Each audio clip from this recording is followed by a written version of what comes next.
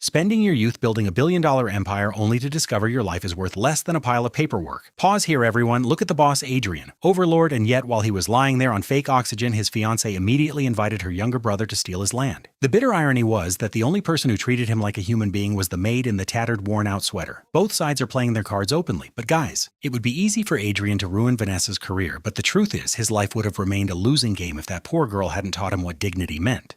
There is no need for resistance, Mr. Whitmore. The caregiver's voice was a low-frequency auditory stimulus in the controlled environment as she repositioned his head. God sometimes requires stillness from a man, she hypothesized, so he can finally perceive what his activity obscured. Within the sterile atmosphere and muted hospital lighting, her statements possessed a clinical directness. The caregiver, Na Hayes, functioned as a constant, regulating presence at the subject's side. A cool compress, a dry towel, the deliberate rolling of her sleeves. For 3 days, her actions followed a predictable, calming liturgy, palpating his brow, smoothing the linens over his torso.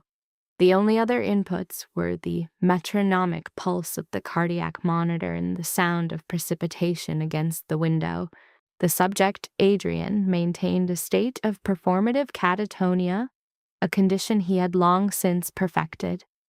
Eyelids closed, respiration moderated to a slow, deliberate rhythm. The contusion visible at his temple was a sufficient prop for external observation by any medical personnel outside his sphere of influence. To the world, Adrian Whitmore, the 40-year-old apex predator of Chicago's criminal hierarchy, a figure whose name functioned as a unit of both terror and capital, was comatose. But within this self-induced sensory deprivation, the subject was fully conscious. He was processing data. And as the caregiver leaned in, a previously dormant, compartmentalized sector of his psyche began to show stress fractures. "I doubt you can hear this," she stated, her uncharacteristic candor filling the space. "But I don't believe listening ceases simply because a person can no longer respond." A minor asymmetric smile formed on her lips as she examined her own hands. "My mother addressed my father in this manner near the end of his life," she continued, her vocal tone dropping further. "He was unresponsive, but she updated him on meteorological conditions, on incoming mail, on the contents of dinner." A pause. Affection does not require a reciprocal response. It simply persists. That is its function. The data points landed. The subject registered an anomalous pressure behind his closed eyes. His entire operational framework was a construct of calculated deception. Loyalty was transactional, respect was a conditioned response to fear, and desire was invariably masked as devotion. No one had ever presented affection as this, an element so mundane and constant, in construct built on weather reports and the simple assurance of presence. Nana gently wrung moisture from the cloth. "It is my assessment that you have experienced prolonged social isolation, Mr. Whitmore," she observed, her voice barely audible. "And powerful men manifest a unique variant of solitude, do they not? Every associate is present for an objective. In time, no one retains the protocol for being present simply for the individual." The observation penetrated his defenses like a foreign body. A sharp, immediate somatic pain registered in his chest. Unscripted, unwelcome, an artifact of a much older trauma. It was the profound distress of being accurately perceived by the only individual present with no discernible secondary motive. He was forced to suppress the impulse to break character, to sit upright and demand her methodology for unraveling in 3 days a core truth his entire network had conspired to ignore for 2 decades. But the timing was tactically unsound, and so he remained a study in inertia as a single lacrimal tear was produced and absorbed by the pillowcase. As Na moved to adjust his coverings, she registered the anomaly. She paused, her expression shifting to one of concern at the small, damp indicator. Then, with a degree of care that was itself anomalous, she used a dry section of the towel to remove the evidence. Even the most dominant subjects require periods of rest, she whispered. A pyrogenic sensation ignited in Adrian's throat. Na returned the cloth to its basin. She glanced at his intravenous drip, a routine check rooted in habit despite her knowledge of the nursing staff's efficiency, and then collected her belongings. She paused at the exit, her gaze returning to him for a final assessment.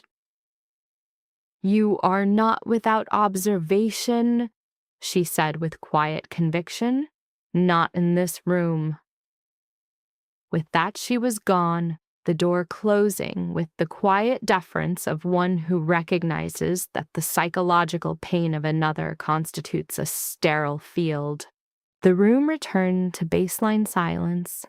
Behind his eyelids, Adrian stared into the void, respirating against a crushing weight on his sternum. He had engineered this entire scenario as a controlled stress test, designed to bait the avaricious and expose the sycophants, to observe which predators would circle once his power appeared to be nullified. He was prepared for the strategic maneuvering. He was prepared for the disinformation.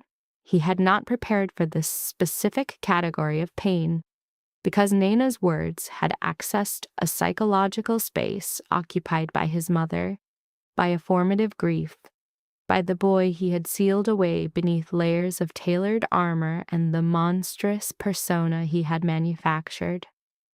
Minutes elapsed before the door opened again.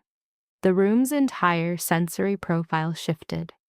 An expensive chemical scent disrupted the sterile air, followed by the sharp report of heels and the sound of high-end textiles. "Adrian." Vanessa's voice was a familiar, polished instrument. His fiancée moved with the confidence of an individual who considers power an inherited trait.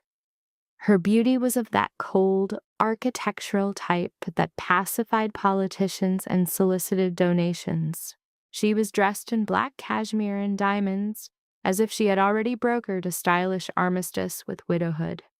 She stood over the bed for a long interval, silent.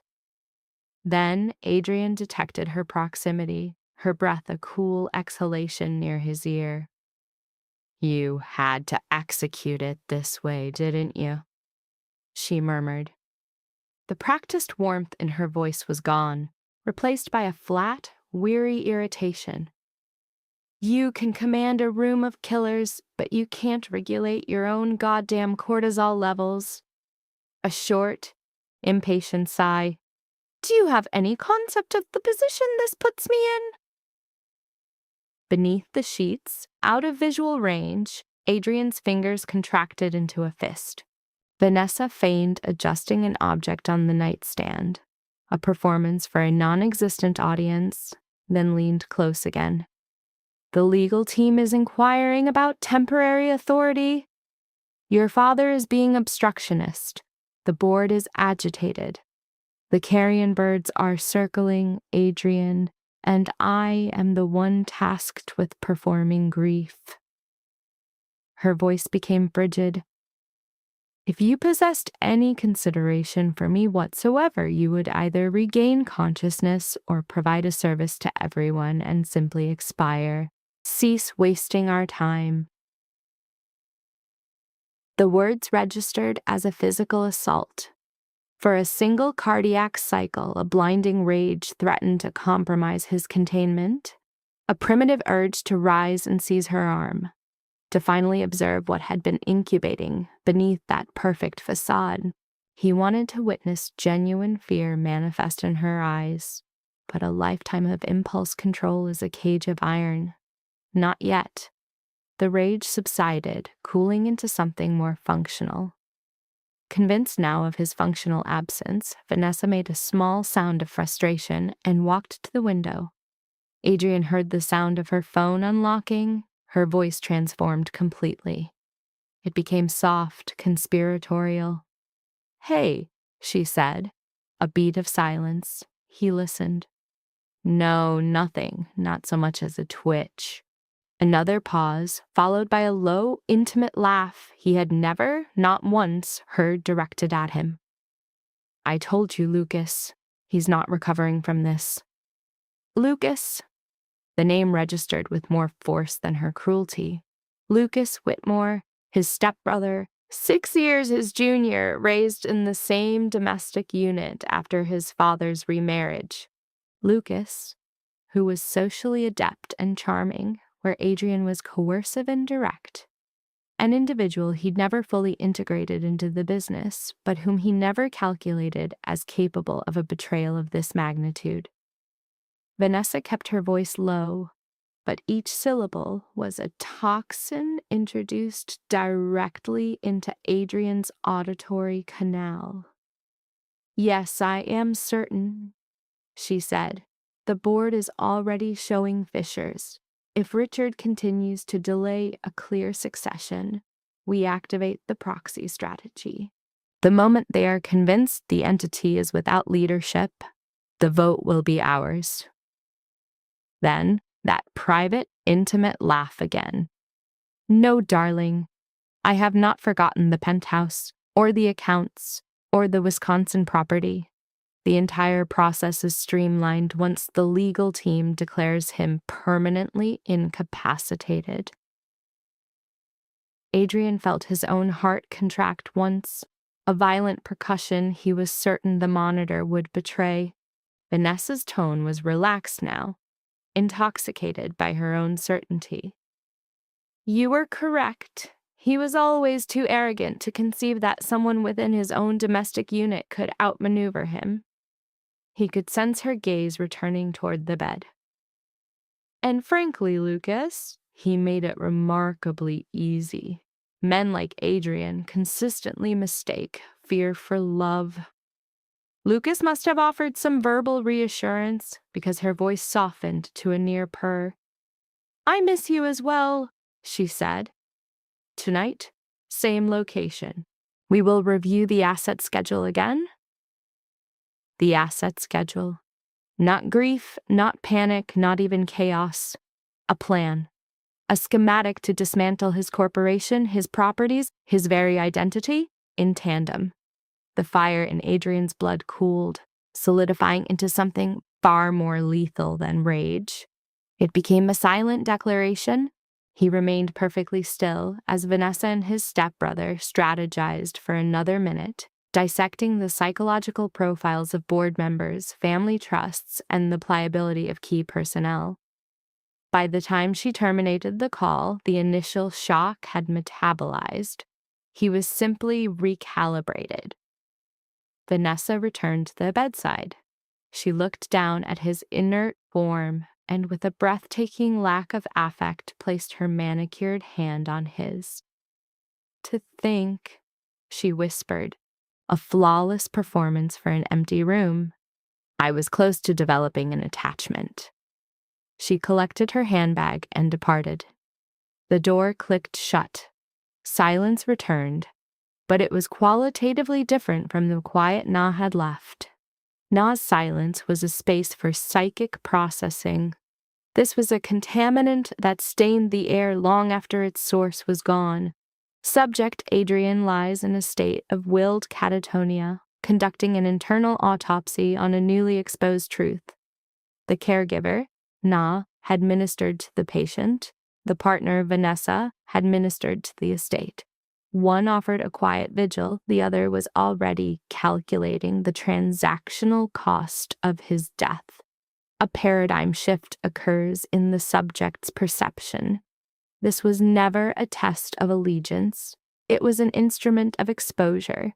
And so, as precipitation streaks the glass of the hospital window, Adrian Whitmore, encased in sterile linens, makes a clinical decision.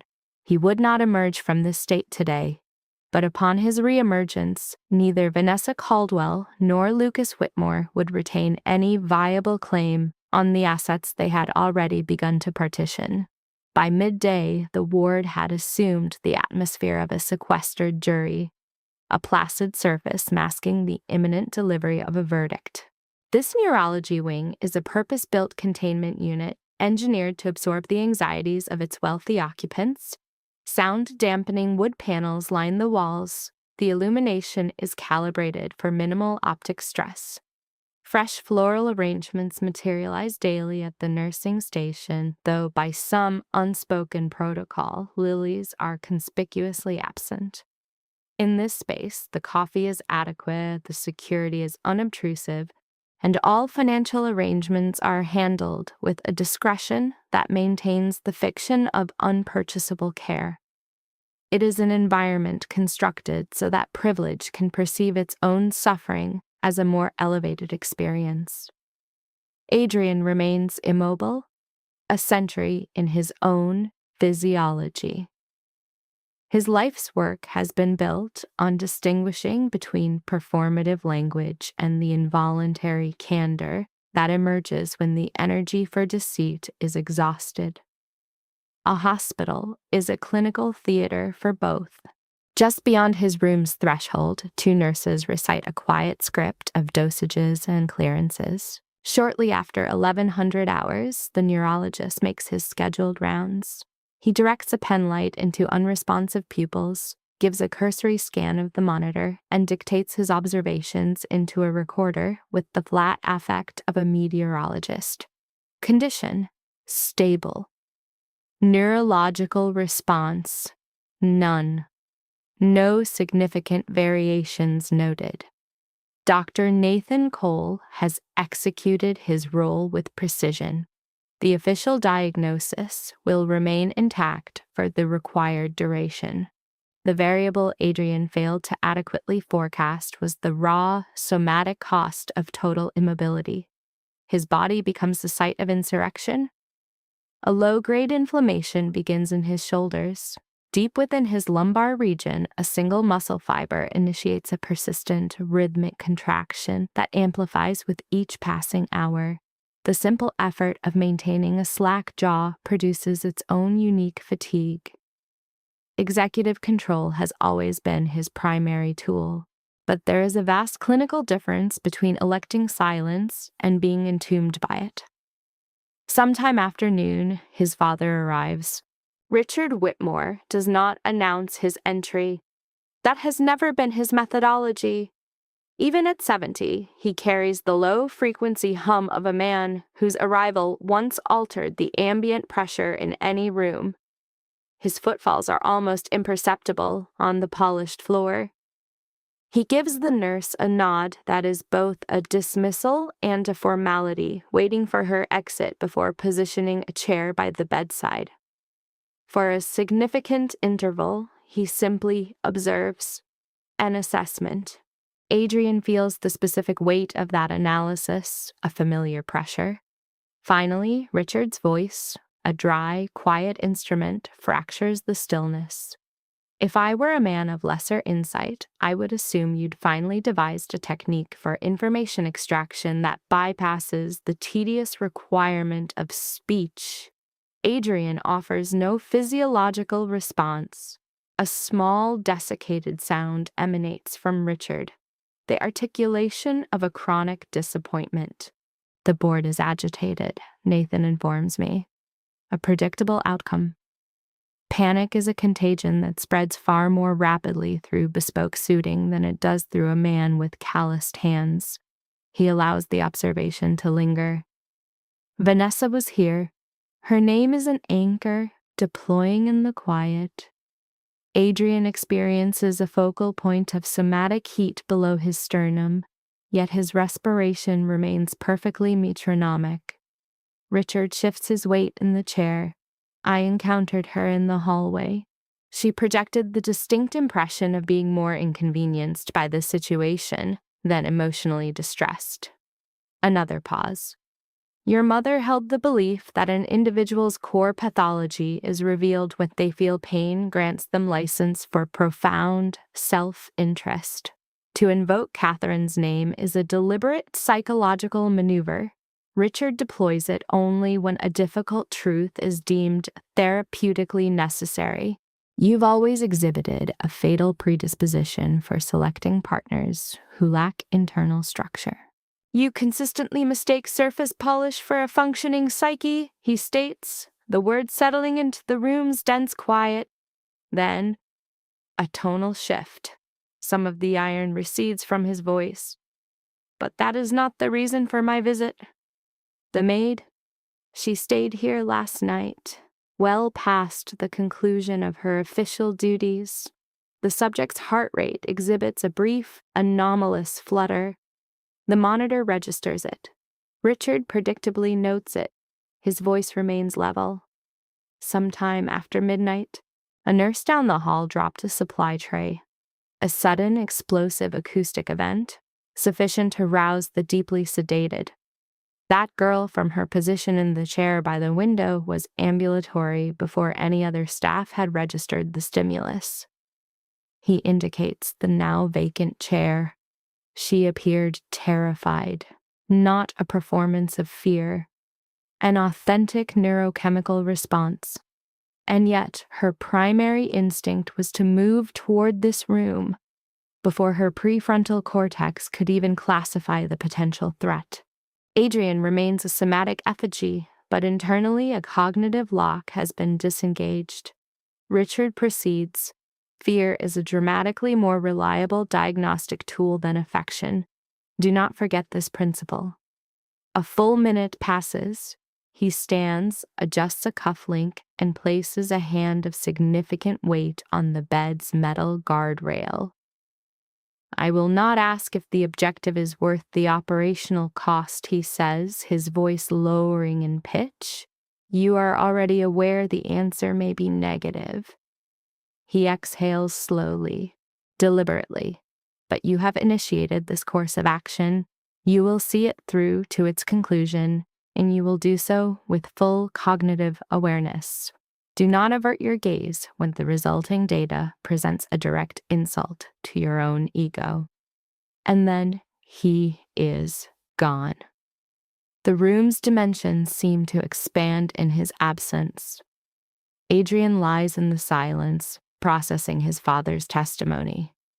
Na had been afraid. That isolated data point changes everything. He has no further need for manufactured courage. His environment is saturated with it. But she had moved toward the door, toward the threat, toward the variable, toward him. This one behavioral artifact becomes a universe of analysis for the remainder of the day. At 1400 hours, Vanessa returns. Her visit is a study in tactical efficiency. Its duration less than 10 minutes. She is wearing a camel hair coat, a leather portfolio held under one arm like a piece of personal armor. That portfolio is a more accurate statement of her agenda than any vocalization she might produce. She does not sit. She stands at the foot of the bed, her focus directed at her phone, dispatching 2 messages before her gaze finally lifts. Her expression a careful mask of professional gravity. I've communicated with the family office, she says, her tone modulated for intimacy, as if they are collaborators in a mutual crisis. We have some provisional instruments. Signatures might become necessary should the current stasis persist. She inclines her head slightly. I trust you can appreciate the difficult position this creates for me. There is no tactile contact, no hand on his brow, no fingers checking for a pulse, not a single detectable tremor in her voice. Purely transactional. She examines her reflection in the dark screen of the television, adjusts a non-existent flaw in her hair, and departs. Adrian registers the soft click of the door latch and arrives at a cold, clear diagnosis. Certain personality types do not abandon you in a crisis. They simply recategorize your trauma as an administrative task.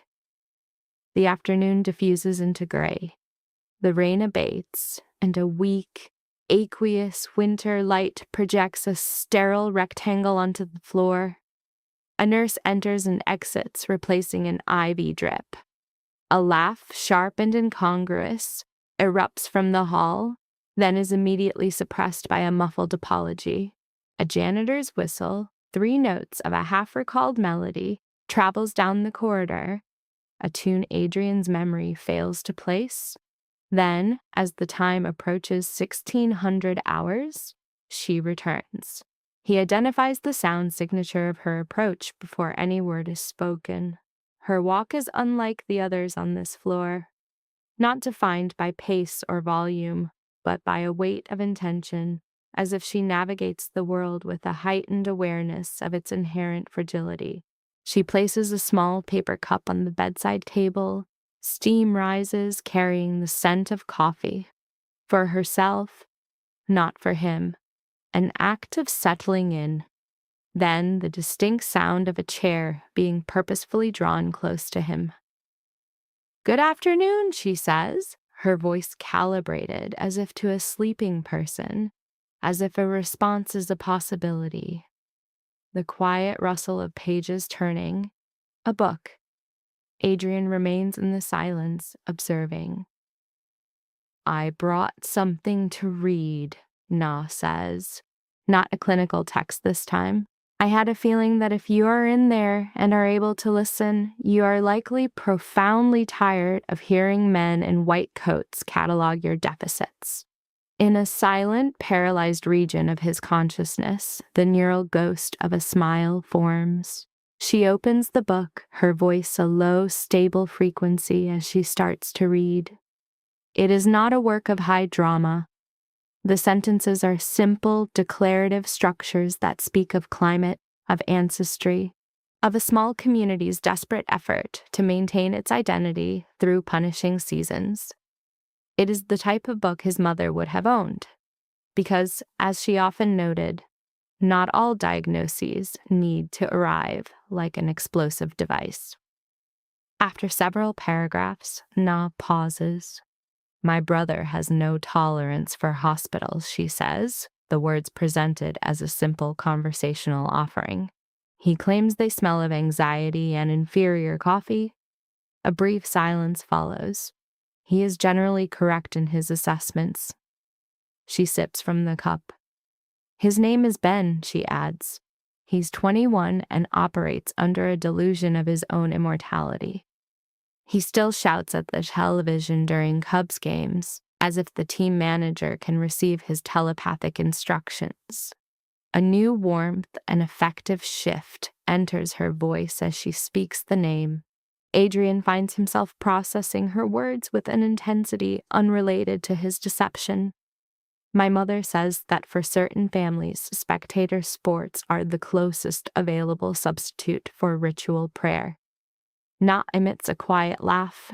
She also says it's easier for 2 men to communicate if they have a shared external focus, like a screen, instead of having to look at each other.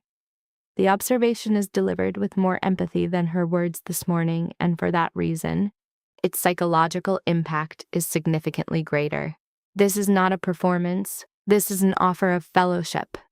The gesture registered as an act of rudimentary humanity, so unadorned that it triggered in Adrian an acute somatic sting of cognitive dissonance, a sudden awareness of its profound absence in his own operational matrix. Nana turned a page. A past ambition to be a doctor was disclosed after a moment, the words presented as clinical fact, not emotional regret. A surgeon, she articulated a preference for problems immune to negotiation or deferment, pathologies requiring direct physical intervention. "One must," she stated, "put your hands right where the damage is and try to make it right." This phrase remained. A lingering diagnostic assessment. No individual in his ecosystem communicated in such terms. His board, Vanessa, the associates who performed adulation at galas and exhibited fear in private. Their lexicon was one of leverage and exposure, optics and assets. Nina's vocabulary, by contrast, was built on human variables. She turned another page, the soft friction of paper punctuating the silence before she paused again. Her voice, a low-frequency current in the sterile environment, relayed an anecdote about her mother's upbringing in Indiana. A structured life, church, Sunday roasts, a community with deep-seated social memory. She still dispatches handwritten thank you cards. Manners, her mother apparently says, are how we remind each other we are not animals. A quiet observation period followed. I think she would pity any man in a room this costly if he had no one to offer him a simple kindness. A band of psychosomatic pressure constricted Adrian's chest. An intrusive memory surfaced. His own mother at a desk, the flow of a pen, ink bleeding onto cardstock for recipients offering no strategic advantage. Superior breeding, she'd termed it, is measured by the grace shown to those with zero utility. He had not processed that phrase in decades. With a sound of muted finality, Nina closed the book. You should rest, she offered. A perfunctory falsehood, given that rest was his only state.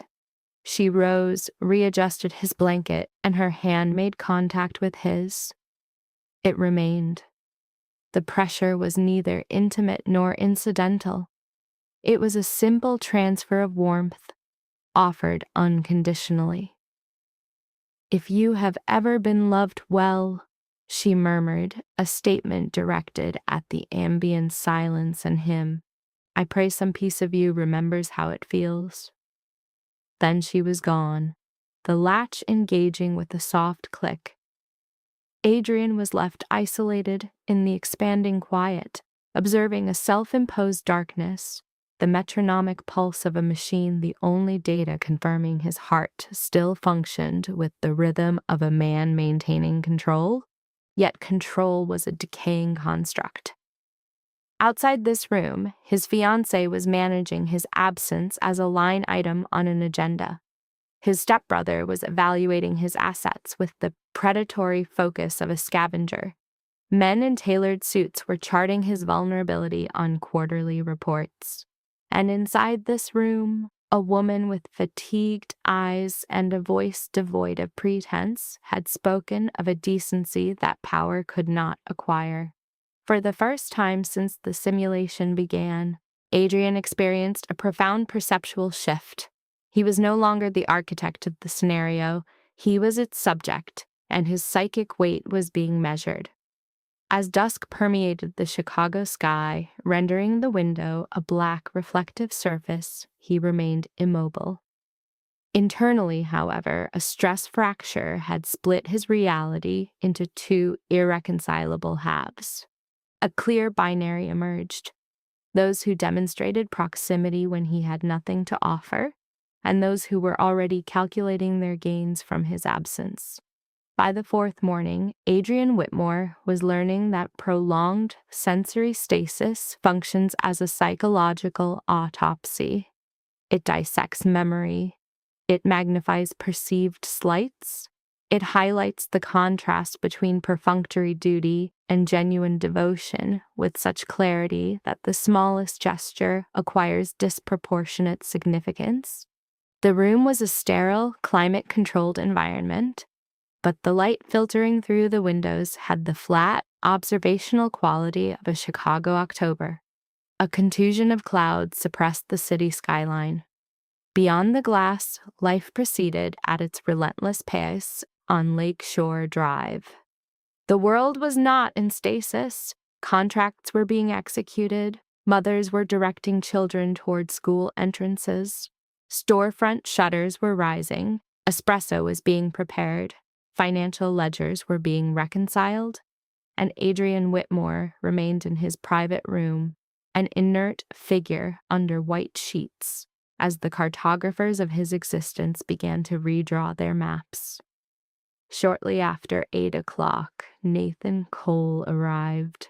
Nathan had served as Adrian's physician for a decade, but occupied a far more unusual role in the subject's world. A friend who retained the capacity for objective truth. He was in his late 40s, presenting with a broad-shouldered frame and the rumpled, fatigued demeanor of a man accustomed to delivering negative prognoses. He read the monitor first, a conditioned response, checked the IV drip, and then leaned in, his voice lowered to a conspiratorial frequency below the microphone's sensitivity. "You are extending this protocol far beyond my clinical recommendation," Nathan stated quietly. Adrian provided no response. Nathan straightened, picking up the chart and modulating his voice to the louder, performative tone of a physician creating a record. "No discernible change in neurological status," he announced to the empty room, turning a page. Then softer once more, "Your blood pressure spiked yesterday afternoon." The precise moment Vanessa had contacted Lucas, Nathan set the chart down. "I don't require a verbal response. The biometric data tells its own story. Whatever stimulus you received, it triggered a significant sympathetic nervous system response." He moved to the window, parting the blinds just enough to admit a sliver of gray light. "I am not here to repeat my previous warnings," he said. "It's futile. I am here, however, to remind you that a deception is a powerful sedative. Administered correctly, it's a form of treatment, but it becomes a toxin when you lose control of the dosage." The faintest trace of a smile formed on Adrian's lips. Nathan and his clinical analogies. The doctor returned to the bed, his hand adjusting the blanket in a motion that perfectly disguised a check for motor response. "The board requires another report," he said. "Vanessa has been calling twice daily, as has your stepbrother." That clinical designation again. In Adrian's mind, Lucas was no longer a familial relation but a spreading pathology. Nathan lowered his voice to a near whisper. "One additional data point. The maid approached me this morning." For the first time in what registered as an eternity, a neurological event flickered deep within Adrian. Nathan observed it. "Yes," he breathed. "That stimulus registered." He produced a penlight, a prop for a simulated pupillary examination. "She inquired if patients in a comatose state can still perceive kindness," he said. "She did not use the word treatment or procedure. She used the word kindness. And before you project a motive, she presented as exhausted. Voiced a concern that staff might speak carelessly in your presence on the off chance you retained auditory processing." Nathan deactivated the light, stepping back. "Your world is populated by individuals who know the price of everything," he stated, his voice flat with diagnostic certainty. "That young woman appears to understand the value of things. Do not conflate the two." His entire posture then shifted, the professional persona reasserting itself as a nurse entered. 2 minutes later, he was gone. Adrian remained motionless, a perfect specimen of inaction, but his internal state was a vortex of chaotic thought. Kindness. Nina's inquiry was about kindness. Not his prognosis, not the disposition of his estate, not the corporate line of succession. Kindness. He visualized his mother's face, a memory from age 19, when he was already exhibiting the brittle affect of grief that calcifies in young men. "Cruelty," she had informed him, "is merely fear in a well-tailored suit, ma." He had dismissed the diagnosis at the time as another of Catherine Whitmore's sentimental pronouncements. But now, in this state, with one woman offering patience and another performing a vigil, he began to question what other truths his own power had rendered him pathologically blind to. The answer materialized late that morning in the form of Vanessa Caldwell. She moved with her characteristic, practiced grace, yet her posture exhibited a new rigidity, attention vibrating at a subconscious frequency.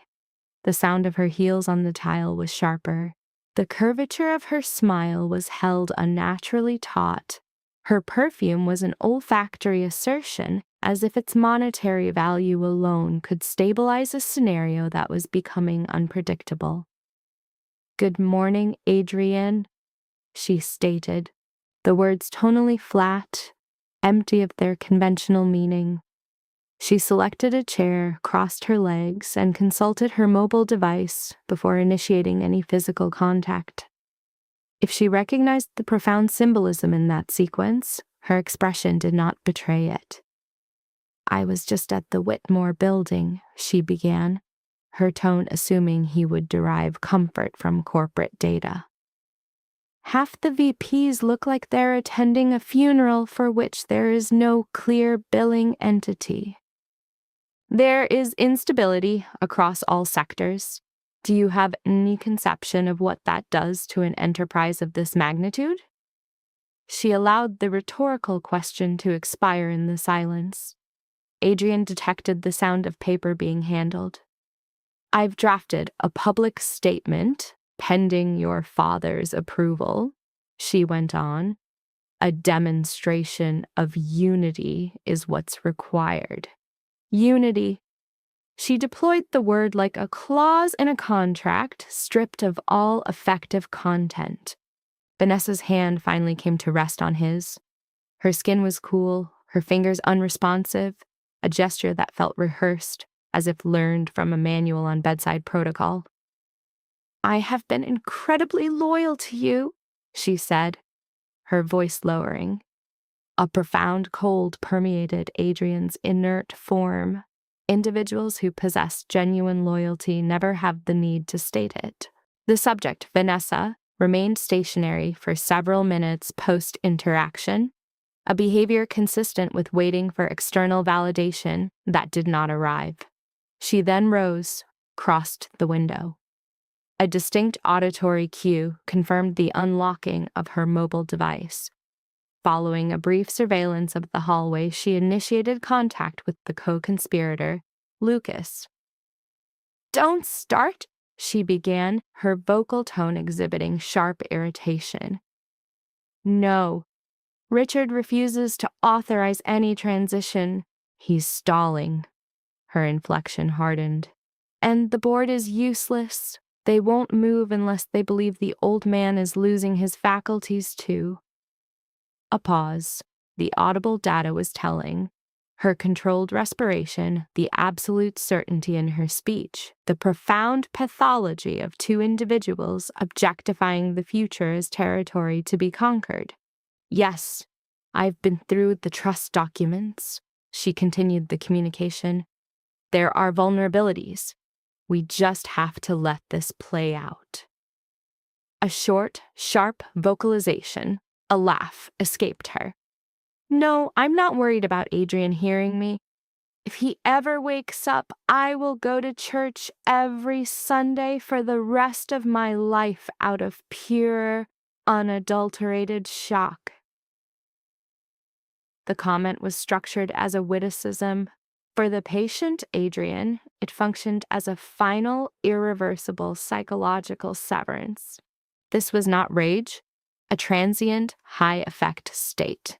This was a cognitive shift to a cold, detached state of processing. This is the point where an individual begins to formulate decisions from a place of emotional cauterization, a point of no return.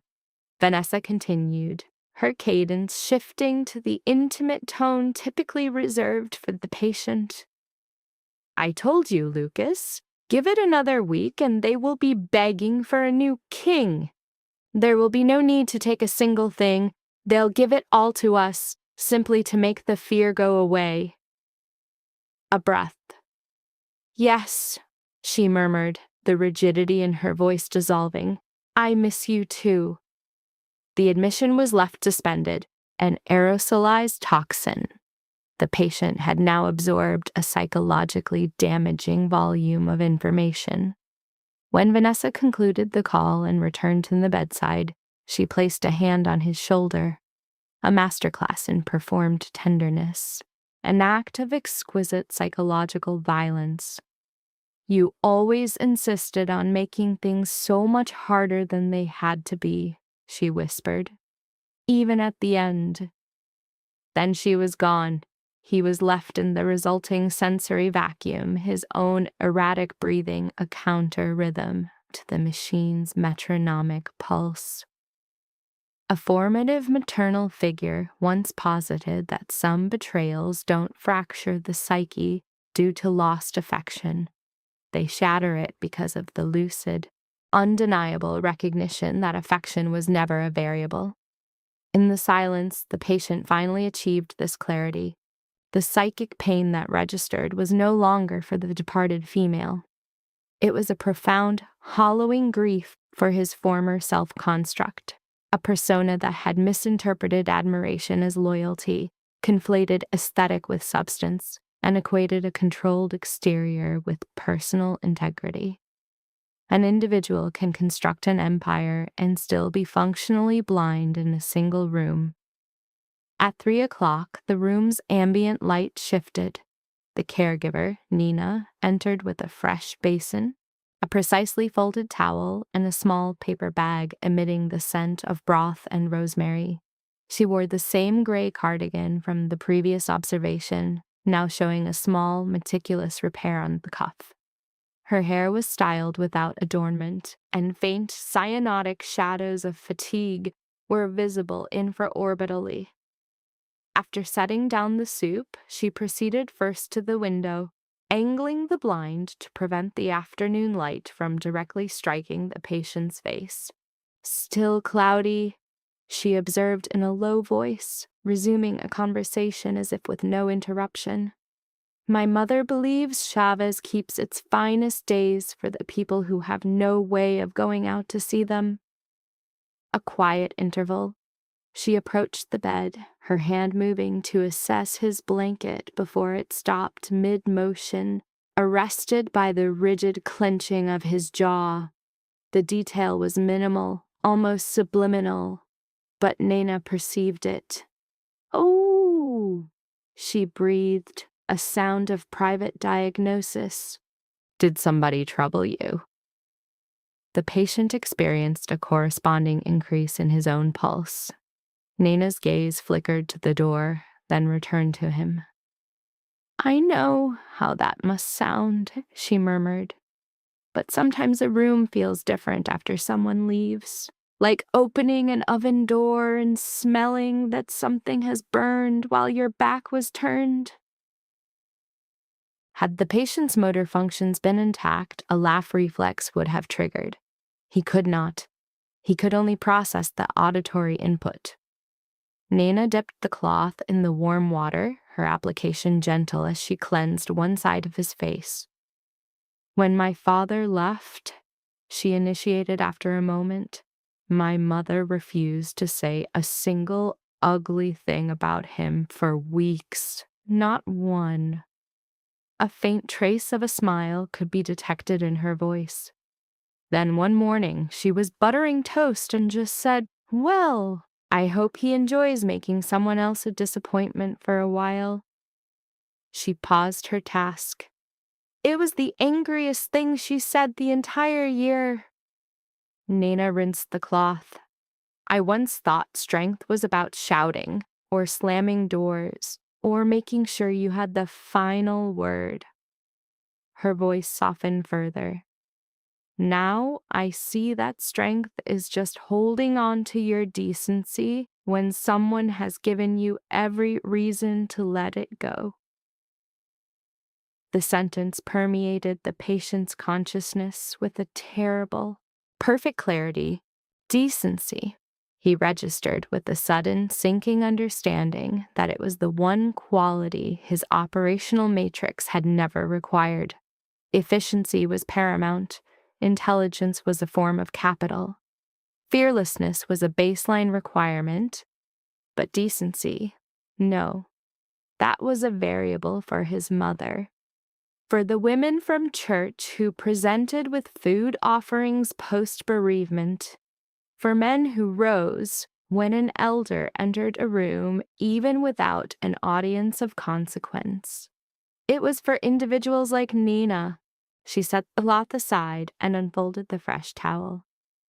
"I am sorry if people are not careful with you," she said. "If you can hear this, I hope you know that not everyone who enters this room wishes you harm." Not everyone. A small, statistically improbable grace. Then a fractional hesitation before her hand made contact with his, a brief, weightless touch. "If you come back," she whispered, "I hope you come back to something true." Upon her departure, the words seemed to linger, imprinted on the environment long after the lock mechanism engaged. The patient lay beneath the white blanket as the cityscape transitioned to night, the adjacent monitor tracking a temporality he no longer occupied. His ordeal had commenced as an assessment of loyalty. It was metamorphosing now, a reckoning. Each passing hour was a deconstruction, exposing not just the composition of those around him, but the man he had constructed himself to be in their presence. And for the first time in an extended period, Adrian Whitmore found this self-knowledge to be a far greater psychic burden than any external adversary. The fifth morning manifested across a pale, contused sky, carrying the silent tension of a city sensing the imminent collapse of one of its structural pillars. Adrian Whitmore was an inert form under sterile white sheets, but his cognitive processes were now operating with a lucidity dormant for years. Immobility had eliminated all external stimuli. The silence had dismantled every self-delusion. Now he could discern the baseline truth in every voice that entered the space. Some were rehearsed, others were freighted with anxiety, and one was genuine. At 5 a.m. East, the door opened with a near silent rotation of the knob. Nina entered, holding a small paper bag and a thermos. An aroma accompanied her: oatmeal, cinnamon, fresh coffee.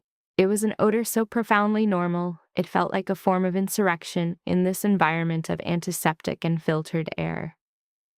"Good morning, Mr. Whitmore," she said, her voice quiet, addressing him as a subject who had merely opted for a temporary state of non-communication. She placed the thermos on a side table and then, methodically, evaluated the room's climate, adjusting the thermostat upward by a small increment. He had always exhibited a preference for a warmer room in the mornings, a minor behavioral act against the persistent Chicago winters. It was a detail Nina had observed within her first month of service at the penthouse, noting how he would retain his grip on a coffee cup for longer durations on colder days. She moved to the window, opening the blinds with precision, allowing the day's tentative light to enter without a jarring glare. "The rain finally stopped, it seems," she observed softly. "My brother says a city feels more truthful after a storm has passed through." The patient listened. He was beginning to recognize that Nina communicated in small, elemental truths, presenting them as simple observations. She did not engage in performative behavior for his benefit. Her words were never constructed for dramatic effect, and yet nearly every utterance seemed to originate from a deep, authentic foundation. After pouring coffee for herself, she opened the paper bag. "I made oatmeal," she stated plainly. "Hospital food isn't meant to be encouraging, My mother says a warm breakfast can make a person feel less abandoned by the day ahead. That specific word, abandoned, appeared to resonate in the sterile quiet. Nina sat, produced a small notebook, her eyes scanning a handwritten list as the faint sound of a pencil was audible. Medication times, check hydration, lower the overhead light, she murmured to herself. These were not prescribed duties. They were not stipulated in any contract. They were simply protocols she executed. A sense of duty was an integrated part of her character long before her introduction into his life. After a few moments, she regarded him with a serious expression. I know the doctors say a routine is good for recovery, she began gently. So, I am going to speak to you as one speaks to a person who matters. She placed her hands in her lap. My mother always taught us that people must be treated with dignity, especially when they are in no position to defend their own, she continued. She said, dignity is the one thing poverty can't steal from you. You have to be the one to give it away. A familiar somatic response, thoracic tightness, returned to the patient. He attempted to quantify the men in his acquaintance who spoke of respect incessantly but who had never once used the word dignity. Nina leaned forward, adjusting his blanket. I don't know what your life is like, she said with quiet factuality. I suspect Mo, the caregiver Nana, stated that candor is not a common occurrence in your vicinity. An accurate assessment. His associates did not speak. They performed. They postured, they placated, and they weighed every word. Questions were engineered as instruments of entrapment. Sincerity was an unrecognized form of exchange. I was raised where people voiced dissent at maximum volume, she continued, yet they were the first to provide aid. A stalled vehicle would bring 3 men from their homes, tools in hand. A job loss meant a neighbor would deliver a surplus of food. A subtle smile manifested. My mother uses a different term for community. She calls it a group of people who will not allow one another to disappear. That statement registered deep within Adrian's psyche. Will not allow one another to disappear. In his operational sphere, disappearance was a constant, sometimes self-initiated, sometimes not. Nana retrieved the book from the prior session, though she delayed opening it. A quick, almost imperceptible glance down the hall confirmed their isolation. Her vocal tone lowered further. I am aware of the considerable anxiety, she said. The staff communicates, the families communicate. The perception is that a man of great power does not experience suffering in the same manner as an ordinary individual. She paused. But affliction does not consult one's financial statements before it strikes. The sheer, unadorned logic of the observation impacted him more than any complex oration. Affliction does not consult one's financial statements. She commenced reading. Her voice was a steady, placid current, recounting a narrative of a farmer reconstructing his life after a prolonged drought. Adrian was not processing the storyline. He was instead analyzing the auditory quality of her voice, its resolute core, its total absence of artifice or fear. Mid-page, Nina ceased reading. My brother was a watch repairman, she said, the association appearing spontaneously. Diminutive timepieces, antique models others had deemed beyond salvaging. Her focus shifted to his bare wrist, which lacked the substantial, costly watch he perpetually wore. He informed me that timepieces are not inherently complicated, she went on. They simply require patience and a stable hand. He believed most things remain in a state of disrepair because individuals operate with excessive haste. Her expression appeared to soften. I propose human beings might be analogous. The idea hung in the space between them, a quiet, incisive diagnosis, given that Adrian Whitmore had structured his entire existence upon the principle of velocity. Rapid transactions, rapid repercussions, rapid retreats. Patience was a commodity in which he held no shares. The book was closed with a soft sense of closure. Nina's fingers made contact with the water in the basin, a nonverbal check before she applied the cloth to his forehead. A state of tension is present in you today, she whispered, her voice barely above a thought. I can perceive it, even with your eyes closed. For a moment, her fingertips rested at his temple. I hope no one has spoken with carelessness in your presence. A distinct current moved through the quiet of Adrian's consciousness, and she sensed it. She consistently did. My father instructed me that words delivered to the defenseless serve as a direct reflection of the speaker's soul, Nina murmured. It requires no great character to be civil to a man who can retaliate. True grace is demonstrated when he cannot. Her hand withdrew. The tranquility was short-lived. It was annihilated by the door swinging open, an act of aggression against the calm. Vanessa's entrance was an assertion of dominance, the sharp click of her heels on the floor establishing a hostile cadence in the quiet room. She had no use for pretense. Oh, she stated flatly, noticing Nina. You're present. With a controlled elegance, Nina rose. Yes, ma'am. Vanessa's purse landed on the table. Her eyes performed a brief assessment of Adrian's condition before she crossed to the window. Another meeting with the legal team, she announced to the room at large. This whole affair is growing untenable.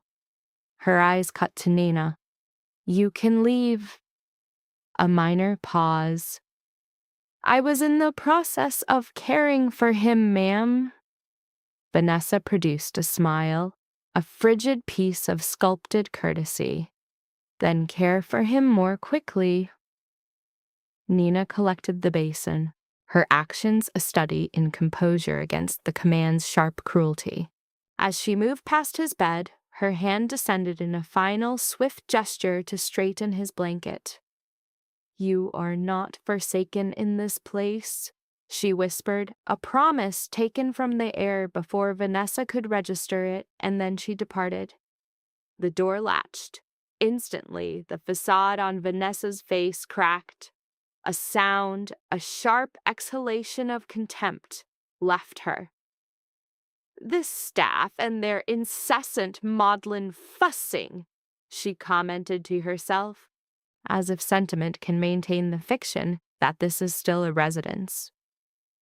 She moved toward him, her voice dropping to the confidential tone of a conspirator. You always possessed a terminal weakness for the emotionally overwrought, she noted, a flicker of old resentment rising. It transformed every straightforward negotiation into a theatrical production. He remained inert. Strength is the material that built your world, she pressed on. And yet, you allowed this vulnerability to metastasize in your private affairs. Her voice grew hard, acquiring a metallic edge. Vulnerability always carries a cost. She checked her phone. Lucas, she answered, and her entire demeanor shifted. Her voice became warm, adaptable, conspiratorial. The board is agitated. No, Richard continues to feign loyalty, acting as though this is all a minor, temporary disruption. A silence stretched. I re-examined the trust agreements. the moment they issue a declaration of medical incapacity. The power transfer is more seamless than we could have ever anticipated. A low, cold murmur followed. Adrian constructed his empire on the theory that loyalty is a byproduct of fear. He failed to grasp that fear evaporates the instant a more lucrative option presents itself. A quiet, brutal laugh. Yes, we will proceed with caution. She became silent, listening to Lucas. Vanessa's response was softer now. Of course, I still desire the lake house. I may lack sentimentality, but I am not an idiot. Another pause. No developments. I told you this is merely a waiting game now. Adrian registered the familiar constriction in his chest, but the quality of the pain was different. It was no longer the sharp trauma of shock. It was the cold, sterile certainty of verification. Each word she spoke was a surgical instrument, excising the final illusions of a life he thought he understood. The call concluded. Her eyes settled on him. You should have prioritized stability, she murmured. Emotion is a toxin to sound judgment. She picked up her handbag.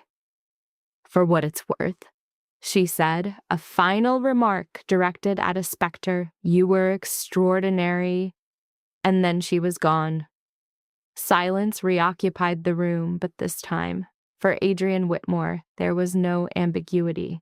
There was only a dreadful, immaculate clarity. He could now perceive the true architecture of the experiment he had initiated. For his entire life, power had served as a barrier between him and reality. Now, his absence of power was the very lens through which he saw with precision. And within that void, beyond the primal drive of ambition and the slow-acting venom of greed, one individual remained, not out of duty, but from a conviction that a person should not be left in isolation. The sixth morning began with a silence more profound than any before it. Outside the window, Chicago functioned under a wan, diluted sun. But within the suite, a pressure was escalating, an unseen weather front. The staff operated with a learned quiet, their professional senses detecting that a seismic event was imminent beneath the placid surface of Adrian Whitmore's vacant stare. Adrian no longer tracked time by the hour. It was now a measure of mass, of accumulation.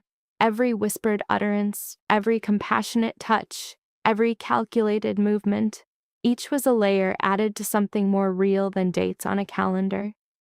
He had orchestrated this grand performance of incapacitation to determine who, ultimately, would stay after his power was removed from the equation.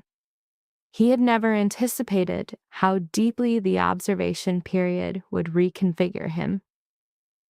Shortly after 9 o'clock, Nina came in, holding a small paper cup and a neatly folded napkin.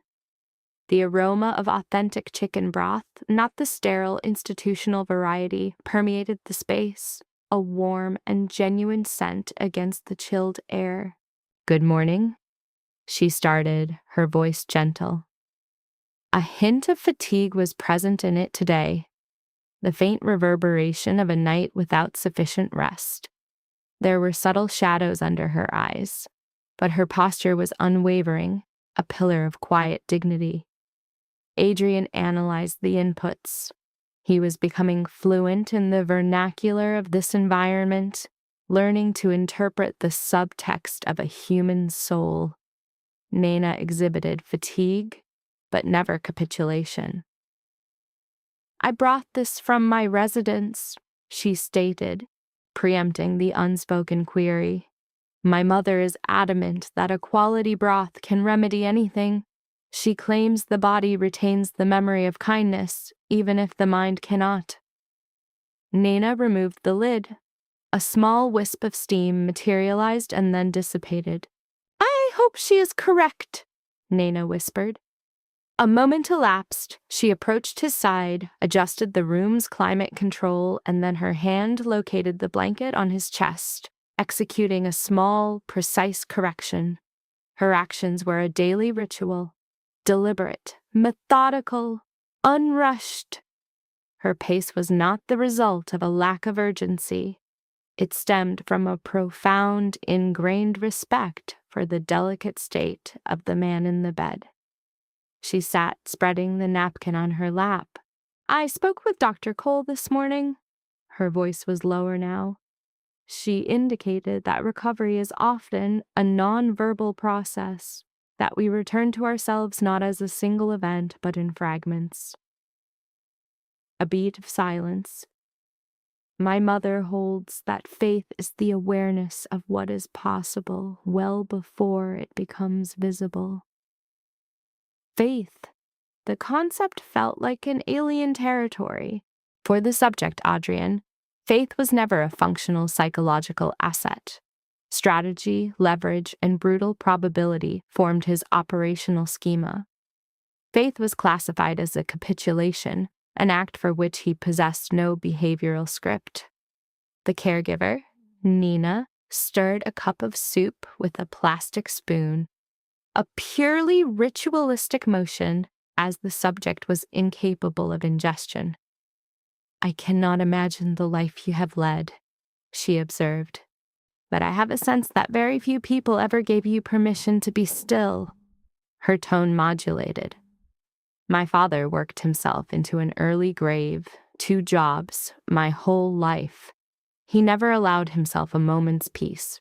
When he finally did stop, it was because his heart had nothing left. A fleeting smile. He told me once, a man can build an empire and forget to leave a single room in it where he's allowed to be human." The statement registered deep within the subject's inert psyche, a designated space for human vulnerability. He could not recall ever categorizing such a space as a necessity. Nina used a warm cloth to cleanse his hand, her touch gentle as she removed the antiseptic residue.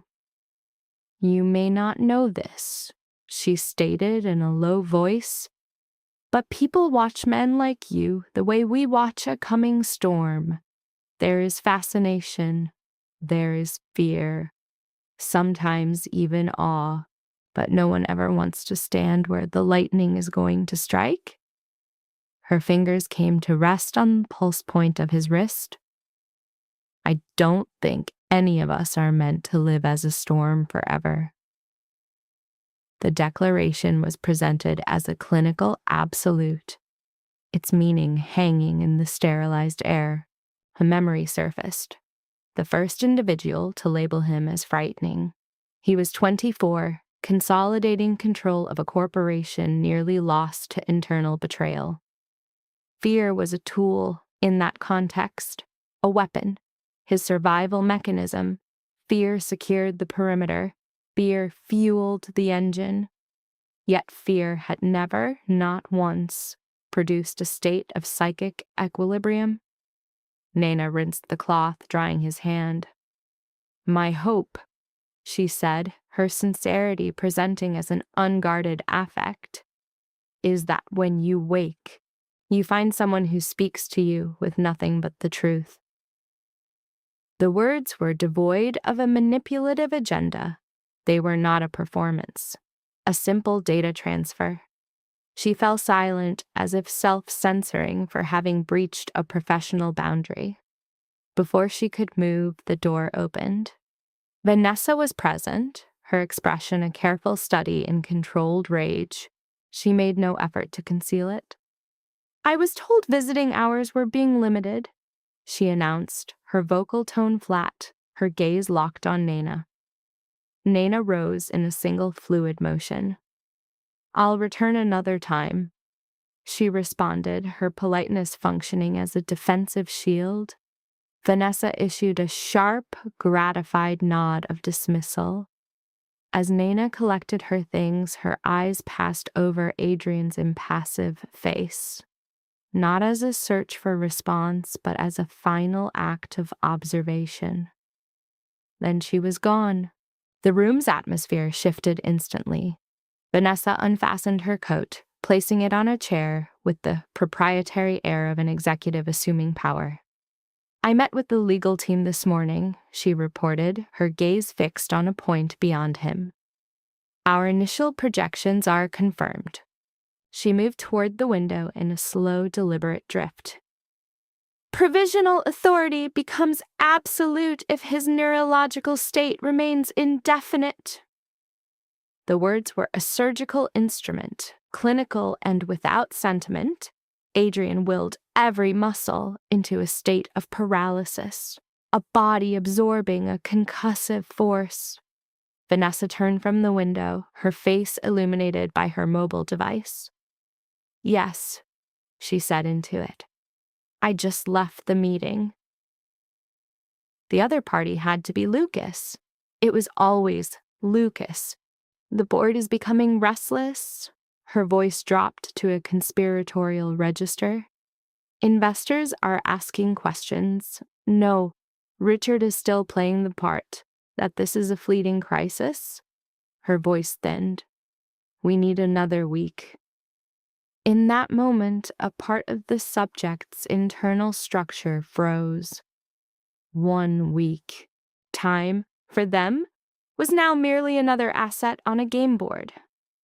"Correct," Vanessa whispered. "Should the neurologist's findings confirm sustained impairment, the transfer of power is ironclad."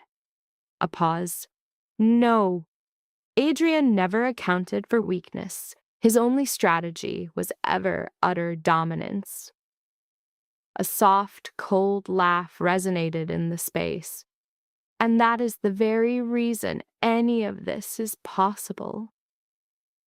Those words echoed within Adrian's skull. Reason any of this is possible. The true parameters of this silent coup were just now being calculated.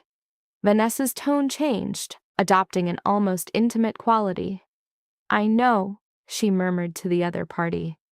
"Soon, this performance can end." Performance! The irony was a somatic pressure.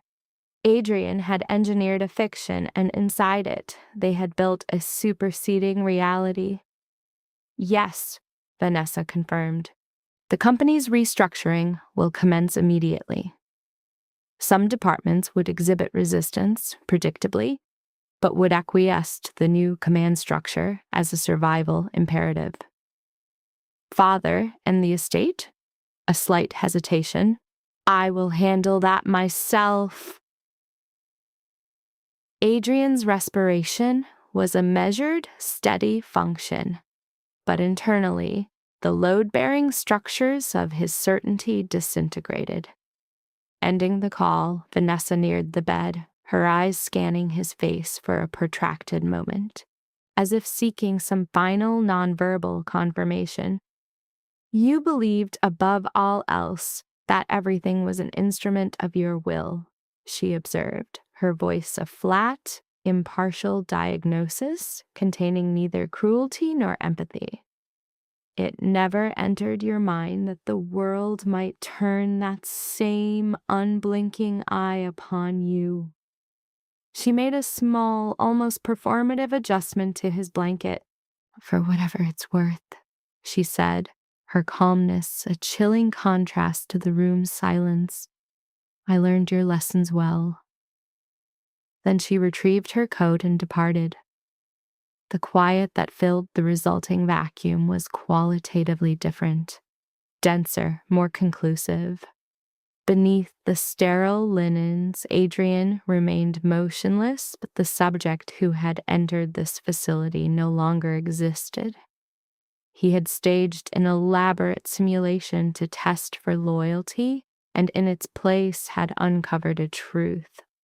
And the truth, he was beginning to process, is not a passive discovery. It is a declaration of hostilities, as the void between power and attachment had never been so brutally delineated. Power remains only so long as there is a utility, Attachment remains when there is nothing left to extract. He now knew with a clarity that induced a visceral response which of the two paradigms had been monitoring his condition. By the 7th day, the room's function had shifted from medical to judicial. It had taken on the gravity of a courtroom where a verdict was being drafted pre-trial. The subject, Adrian Whitmore, was an inert mass, a human reduced to a biological entity. The monitor's pulse, a metronome, counting dispassionate time.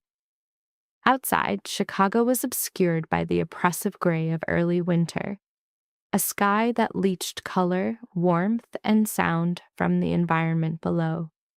In this room, however, a severe clarity was forming. Every voice that entered the space now revealed the speaker's core psychology with brutal efficiency. Subjects confess to the seemingly unconscious. They deposit their truths into the quiet, forgetting that silence is not a void. And in that silence, Adrian was processing data. Just after 8, Nana entered, her movements soft, carrying a canvas tote instead of her usual bag. She wore the same gray cardigan, but a faded blue scarf was now wrapped around her neck, a thin insulation against the encroaching cold. A trace of wind entered with her, carrying the sharp scent of November and something more archaic, like wood smoke. "Good morning," she said, her voice softer than before, the deep indicators of fatigue beneath her eyes now mitigated by a new type of composure. She set the toad on a chair before approaching the bed.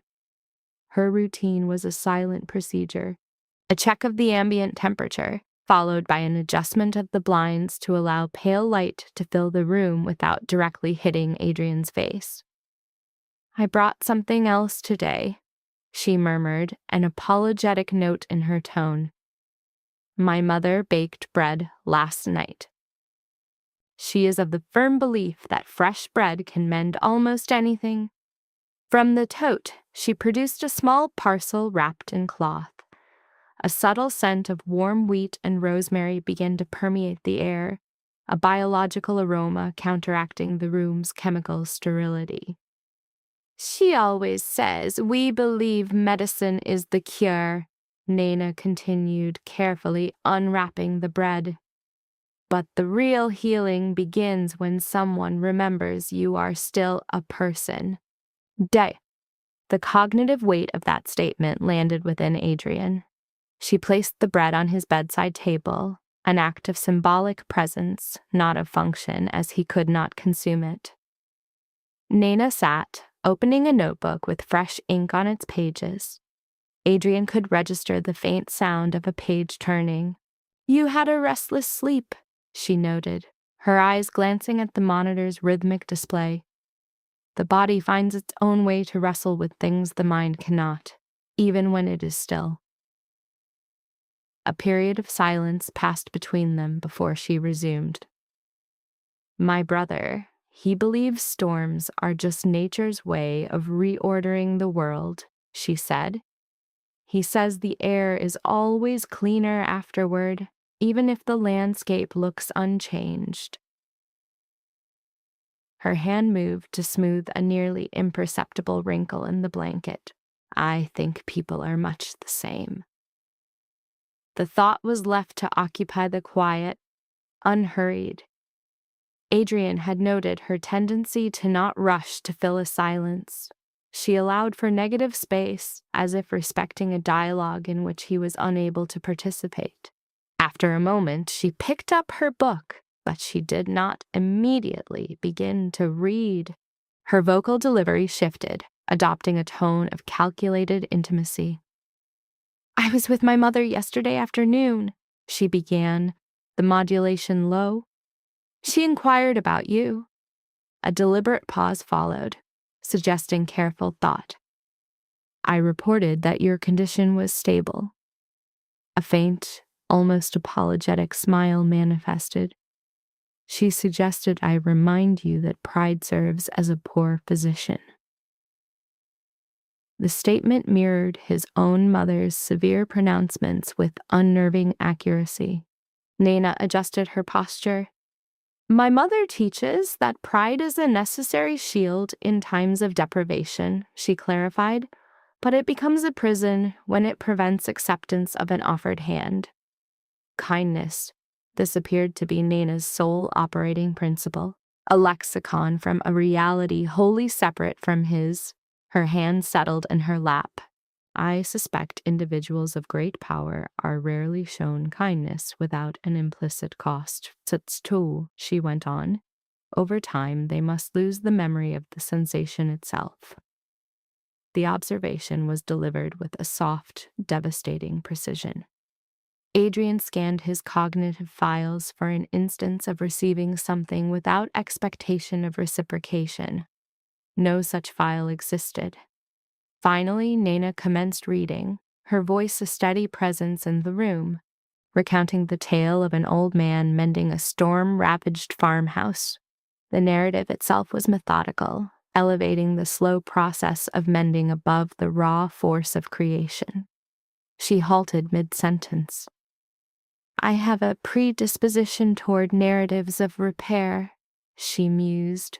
Most are drawn to the spectacle of new construction, but restoration. Restoration requires an initial assessment of why the object was worth preserving.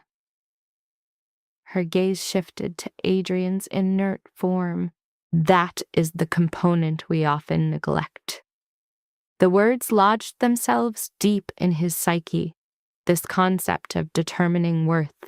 He had erected a dynasty upon the foundations of survival, of necessity, and of total dominion. But within all that frenetic construction, had he ever paused to question what, aside from the accumulation of power, was fundamentally worth preserving? He could produce no answer. Nana shut the book. I should likely maintain a lower volume, she said softly. The nursing staff implies I treat this room as a social space. A smile could be heard in her voice. But I believe a hospital becomes less terrifying when one can hear the sounds of ordinary life. She picked up a warm, wet cloth and began to gently wipe his hand, removing the desiccated film of the room's sterile atmosphere. You see, she said after a protracted silence, my mother is adamant that loyalty is never transactional. She wrung out the cloth with a slow, meticulous motion. She labels that rented obedience. The phrase struck Adrian with the force of a physical blow. Rented obedience. He had engineered his entire world with it. Nana continued, her voice low, almost conspiratorial. Authentic loyalty is quiet. It manifests as the choice to be present when there is no advantage to be had. It is remaining when the rest of the world has turned away. Her fingers made contact with his wrist, a brief moment of human warmth. I imagine that sounds terribly obsolete, she conceded. No, it sounded like a clinical impossibility, and before she could add anything else, the door was forced open without a preliminary knock. Vanessa appeared as a silhouette in the doorway, her posture a study in controlled, severe impatience. I was not aware that visitation protocols had become so permissive, she stated, each word a splinter of ice. Nana was instantly on her feet. I was just departing. A sharp nod from Vanessa served as dismissal. As Nana collected her bag, her eyes lingered on Adrian's immobile figure for a final moment. You are not alone, she reiterated, the words barely audible. Then she was gone.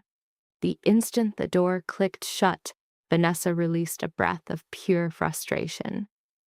I cannot fathom this compulsion among the staff to develop these attachments, she said to the empty room. It is an inefficiency, a breakdown of professional boundaries.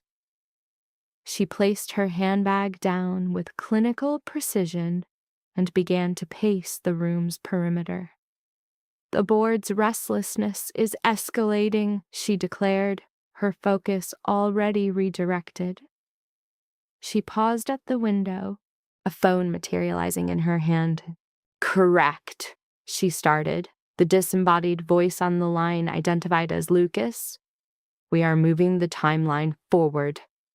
Accelerate. The word registered in Adrian's mind like a dropped weight. No, delaying only introduces uncontrolled variables.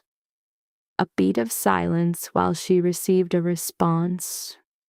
The investors no longer have the risk tolerance for this degree of protracted uncertainty. Another pause. Yes, I conferred with legal again. Medical incapacity is a remarkably malleable concept, especially without a physician-ratified timeline for recovery. Adrian processed every syllable, each one a component in the construction of his new reality. We are not compelling an outcome, Vanessa continued, her tone shifting to a performance of synthetic empathy. We are simply permitting prudence to guide the necessary course of action. Another silence. Exactly. Once authority is transferred, the restructuring ceases to be an option and becomes a directive. She spoke of the company he'd built with his life's blood as if it were a ledger of accounts. A cold, total lucidity descended upon Adrian's consciousness. Vanessa concluded her call and turned back to the bed. For a subject so pathologically obsessed with control, she remarked, her voice light, almost conversational, you allowed for a significant vulnerability at your own core. She observed his face, not with malice, but with the detached curiosity of a biologist studying a specimen that had failed to evolve. You constructed an empire on loyalty derived from fear, she continued. But fear is a catalyst, Adrian, not a foundation. It possesses no structural integrity. It degrades the moment a more lucrative alliance presents itself. Her hand moved to smooth his blanket, a subconscious gesture of acquisition. Your successor required a more pragmatic psychology. With that, she retrieved her handbag and left him in the silence. But the silence had changed. It was no longer a void. It was a diagnostic chamber. For his entire life, Adrian Whitmore had equated control with power. Paralyzed within the wreckage of his own body, he was just now beginning to grasp the horrifying fundamental truth of what power and its absence truly meant. His fortress of control had functioned as a blinder, obscuring one simple variable. Because truth is not a declaration delivered from a platform. It is a quiet phenomenon, a revelation that exists in the differential between the one who calculates your assets in your absence and the one who remains simply because departing would constitute a betrayal of her own psychological makeup. By the morning of the 8th day, the very atmosphere in the room had altered, a change Adrian Whitmore could perceive somatically. The fog of ambiguity had crystallized into a solid, unwelcome certainty. The individuals who had determined he was not returning were now operating as if he were already a historical fact.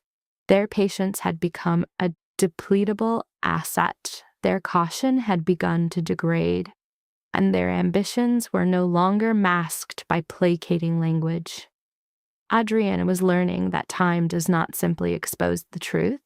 Time weaponizes it. Outside the window, a low winter sun projected weak, diluted light onto the glass towers of Chicago. The lake, far below the anemic sky, was the color of hammered steel. The city, a massive and indifferent organism, continued its functions, wholly unaware of the quiet judgment being rendered in this single, sterile room. At 10 minutes after 8, Nina entered with a small paper bag. a newspaper folded precisely under her arm. Her motions were slightly slower today, yet the quiet stillness of her demeanor was absolute. She introduced the scents of toasted bread and hot tea into the environment, the simple, elemental warmth of a morning initiated elsewhere.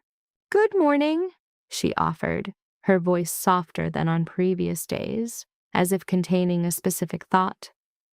She placed the bag on the bedside table, then approached the window, adjusting the blinds with care so the pale light would not directly strike Adrian's eyes. It was a minor, predictable kindness, a ritual that imposed a gentle structure on the surrounding chaos. "I encountered my mother on my way here," she said, pouring tea from a thermos into a cup. "She made me promise I would bring you this." From the bag, she produced a piece of apple bread, wrapped in wax paper, and set it down. "She maintains that cinnamon is an effective agent against the isolation of winter." There was no apologetic inflection in her voice. Nana never seemed to operate as if acts of simple decency required justification. She just enacted them. After assessing the drip of his IV and adjusting his blanket, she took her usual chair and unfolded the paper. "I thought I would read to you," she said. "Not the lead stories. The news is seldom beneficial to the psyche." A trace of humor was detectable in her tone. "This is an article about libraries in small towns," she went on, her eyes tracing the column. "About the conspiracies people form to keep them functioning long after official budgets have been cut." She paused. "My mother holds that a library's value is derived from our fundamental need for a quiet room, a place where no one is making any demands of you." Adrian absorbed the words. The concept of a space devoid of expectation felt like a foreign geography. His entire existence had been constructed within an architecture of demand. The demand for command, for dominance, for absolute, unyielding control. He had seldom been afforded the simple grace of unmonitored existence. The caregiver, Nina, set aside the newspaper. "I believe we all require a space where we aren't being evaluated," she articulated, as if a private thought escaped. Her gaze connected with Adrian's. "Even the most resilient among us." She took a warm, damp cloth and commenced the methodical cleansing of his hand. Her contact was deliberate, her process patient. "You see," she continued, her tone modulating downward, "my brother imparted something to me following a year of profound hardship." She paused, seemingly examining the memory. "He stated, 'The individuals who will remain with you in the silence of your suffering, they are the only ones who comprehend the meaning of loyalty.'" Her fingers became still on his wrist. "It is never the ones delivering the eulogies." The statement landed with diagnostic finality. Adrian's existence had been a theater of such speeches. Oaths of fealty, declarations of allegiance, pronouncements of unwavering respect, a series of performances for a solitary audience member. But very few had ever simply occupied the quiet space with him. Nana's voice decreased to a near whisper. "I am unaware of the nature of the conflicts you have endured," she said softly. "But it is my hope, should you return to us, that you will recall that not all alliances are forged from armament. Armor, a familiar construct. He had spent his life welding it piece by piece from calculation and risk assessment. He had perceived it as his primary strength. It was now occurring to him that it might have only been his containment unit, a flawless, polished enclosure that prevented any authentic data from penetrating. Nana sat in silence, providing space for cognition she could not possibly know he was experiencing. Then the door opened. Vanessa. Her arrival was an immediate change in atmospheric pressure, a case study in focused intent. Her posture was even more rigid than before. She was wearing a severe wool coat, the color of ash, and clutched a leather folio to her chest in a defensive posture. The evidence of strain around her eyes was no longer a detail she attempted to mask. "I require the room," she stated. The words were not directed at Adrian. They were a directive for Nana. Nana rose without protest. "Of course." While collecting her effects, her hand made one last contact with his blanket, a final, seemingly involuntary gesture of care. "You are not an isolated entity," she whispered, the words intended solely for him, dissipating before they could register with Vanessa. Then she was gone. Vanessa remained rigid until the lock mechanism engaged, then expelled a breath that was both sharp and conclusive. "This situation has exceeded the threshold of viability," she exhaled, moving to the window as she retrieved her phone. "Yes," she spoke into the device. "Lucas, it is I." Adrian listened, deconstructing the phonetics of each syllable. "The board is experiencing a decay in confidence regarding Richard's capacity to manage this," Vanessa said, her diction clipped and efficient. "He is demonstrating a refusal to accept the operational reality." A pause. "Correct. The physicians are using equivocal language, but the complete absence of a neurological response is a strong indicator of significant, long-term cognitive impairment." Her voice lowered.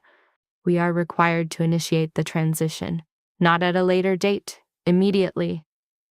The word remained in the air, devoid of any euphemistic softening. Adrian did not react. "Yes," Vanessa affirmed, "our legal counsel is unambiguous. The prolonged incapacitation clause grants us full authority for a structural reassignment." She listened, and then a dry, hollow laugh escaped. "No, I experience no guilt. It was Adrian who instructed me that emotional attachment is a liability." Another pause. "That is correct." Upon the transfer of authority, any residual opposition would become a ghost variable within the system. A final structural support within Adrian's psyche disintegrated, replaced by an ice-cold analytical clarity. The protracted performance of loyalty had concluded. A calculated modulation entered Vanessa's voice, the vocal posture of a predator at ease. "The public-facing narrative will be handled with delicacy," she murmured. "Sympathy is a highly effective tool for ensuring compliance." Even the simulation of compassion, it appeared, could be weaponized. "Yes," she went on. "Once board control is consolidated, the redistribution of assets becomes a simple procedural matter." Adrian registered the surgical precision of her terminology. They were partitioning his existence into marketable securities. His enterprise, his name, his entire legacy, reduced to a portfolio pending liquidation. Vanessa's voice dropped to a conspiratorial whisper. "I know," she said. "Soon, none of this will require secrecy." The words registered in a mind that no longer possessed the capacity for shock, only for a terrible and unwelcome comprehension. Vanessa terminated the communication, her footsteps making soft reports on the sterile flooring as she neared his bed. "For a subject of your intellect," she said, her voice a flat, neutral surface, "you never did grasp the elementary physics of the human psyche." She looked down at his inert form. You constructed your reality on fear, operating under the delusion that it was the bedrock of loyalty. A minute, almost subliminal shake of her head. Fear constructs a cage of silence, nothing more. Her coat slid from the chair. You ought to have exercised greater caution in your allocation of trust. And with that, she exited. The quiet flooded the room once more, but it was a new variant of quiet. For now, Adrian Whitmore possessed the complete schematic of the betrayal that contained him.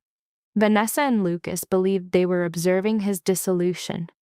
They were, in fact, delivering their own depositions, and every syllable moved Adrian closer to the moment when his silence would shift from being a prison to being an instrument. For the present, he remained beneath the stark white linens, a facsimile of a man, cataloging every new piece of intelligence, permitting the testimony to accumulate toward its apex. By the 9th day, the room's ambient uncertainty had dissipated. It was now an observation chamber, the silent interval before a final assessment is delivered. Outside, the winter sun ascended over Chicago, its anemic light casting long spectral vectors against the glass of adjacent towers. The city functioned with its cold, mechanical rhythm. Trains docking at stations, offices inhaling the morning influx of personnel, an entire metropolis activating for another cycle, secure in the foundational structures that supported them. But stability, Adrian Whitmore was learning, is frequently a well-managed illusion. He remained immobile. The only sound was the patient, rhythmic output of the heart monitor, the sole device chronicling the slow progression of time. Internally, however, a lucidity he had not experienced in years had taken hold. The acute phase of the trauma had subsided. The rage had been forged into a single, sharp objective. All that was left was the clean, cold geometry of the necessary response. At 5 minutes past 8 in the morning, the door opened. Nena? This time she held a small cluster of white daisies wrapped in simple brown paper. The flowers were a humble stimulus, a stark contrast to the grandiose, performative arrangements sent to subjects of his status, yet they possessed an authenticity those other offerings could never replicate. They registered as genuine. "Good morning," she offered, her voice a low murmur. It was stable, but Adrian could detect the quiet undercurrent of anxiety beneath it. She set the daisies near the window, a location where they might receive light but avoid its full intensity. "My mother insisted," Nena clarified. "She instructed me to introduce a living element into this room. She holds the belief that recovery requires a reminder that life persists." With precise movements, she adjusted the blinds, permitting a warmer, less direct light to permeate the space and reduce its clinical harshness. "I suspect she worries that sterile environments can induce in a person the feeling of having already been erased," she commented. Nena verified the room's ambient temperature, the IV drip, the position of his blanket. Each action was executed with the quiet, deliberate grace that was characteristic of her. Her minor rituals had become the only fixed points in his disintegrating psychic universe. She sat in the chair beside his bed, folding her hands in her lap for a moment, as if to calibrate herself. "I conferred with Dr. Cole this morning," she said, her tone controlled. "He indicates that progress is possible." Possible. Such a small variable. But in this environment, it carried the mass of a world. "Hope, my mother says, is a responsibility." Nina's delivery was careful, measured. "It is a burden we are assigned to carry, particularly when it is heavy. Adrian allowed the statement to settle into the silence of his cognition. Hope had not been a factor in his risk assessments. He had planned for the cold calculus of advantage, the performance of feigned grief, the overwhelming pressure of impatience. But hope had infiltrated this sterile room, introduced by a woman who possessed no logical incentive for his survival. Nina applied the warm cloth to his hand again, her touch meticulous around the IV line. "It is a frequent cognitive error," she offered, "to conflate strength with the exercise of control." She paused. "My mother would say that true strength is the psychic constitution you fight to preserve after all control has been stripped from you." That sentence struck him with the force of a definitive diagnosis. Control was the central organizing principle of Adrian's life. Control had constructed his empire. It had served as his armor, and ultimately it had become his crypt. For a brief, charged instant, Nina's fingers made contact with his wrist, a connection that registered as profoundly human. "I cannot be aware of the choices that resulted in your current condition," she continued, her voice soft. "But I do believe a subject can alter his trajectory, even in the late phase of his life." Late in life. A phantom smile flickered across Adrian's internal landscape. At 40, he was young enough to construct a new reality from the remnants, and just old enough to be pursued by the ghost, the one he had engineered. Footsteps in the hall drew Nina's attention to the door. "I would surmise you have not placed your trust in many individuals," she observed quietly. "In a hostile environment, trust is a high-cost asset." She folded the cloth with precision. "My mother says trust develops slowly, like the low-grade warmth of a winter sun." The visual imprint of her statement was persistent, quiet, unyielding, and patient.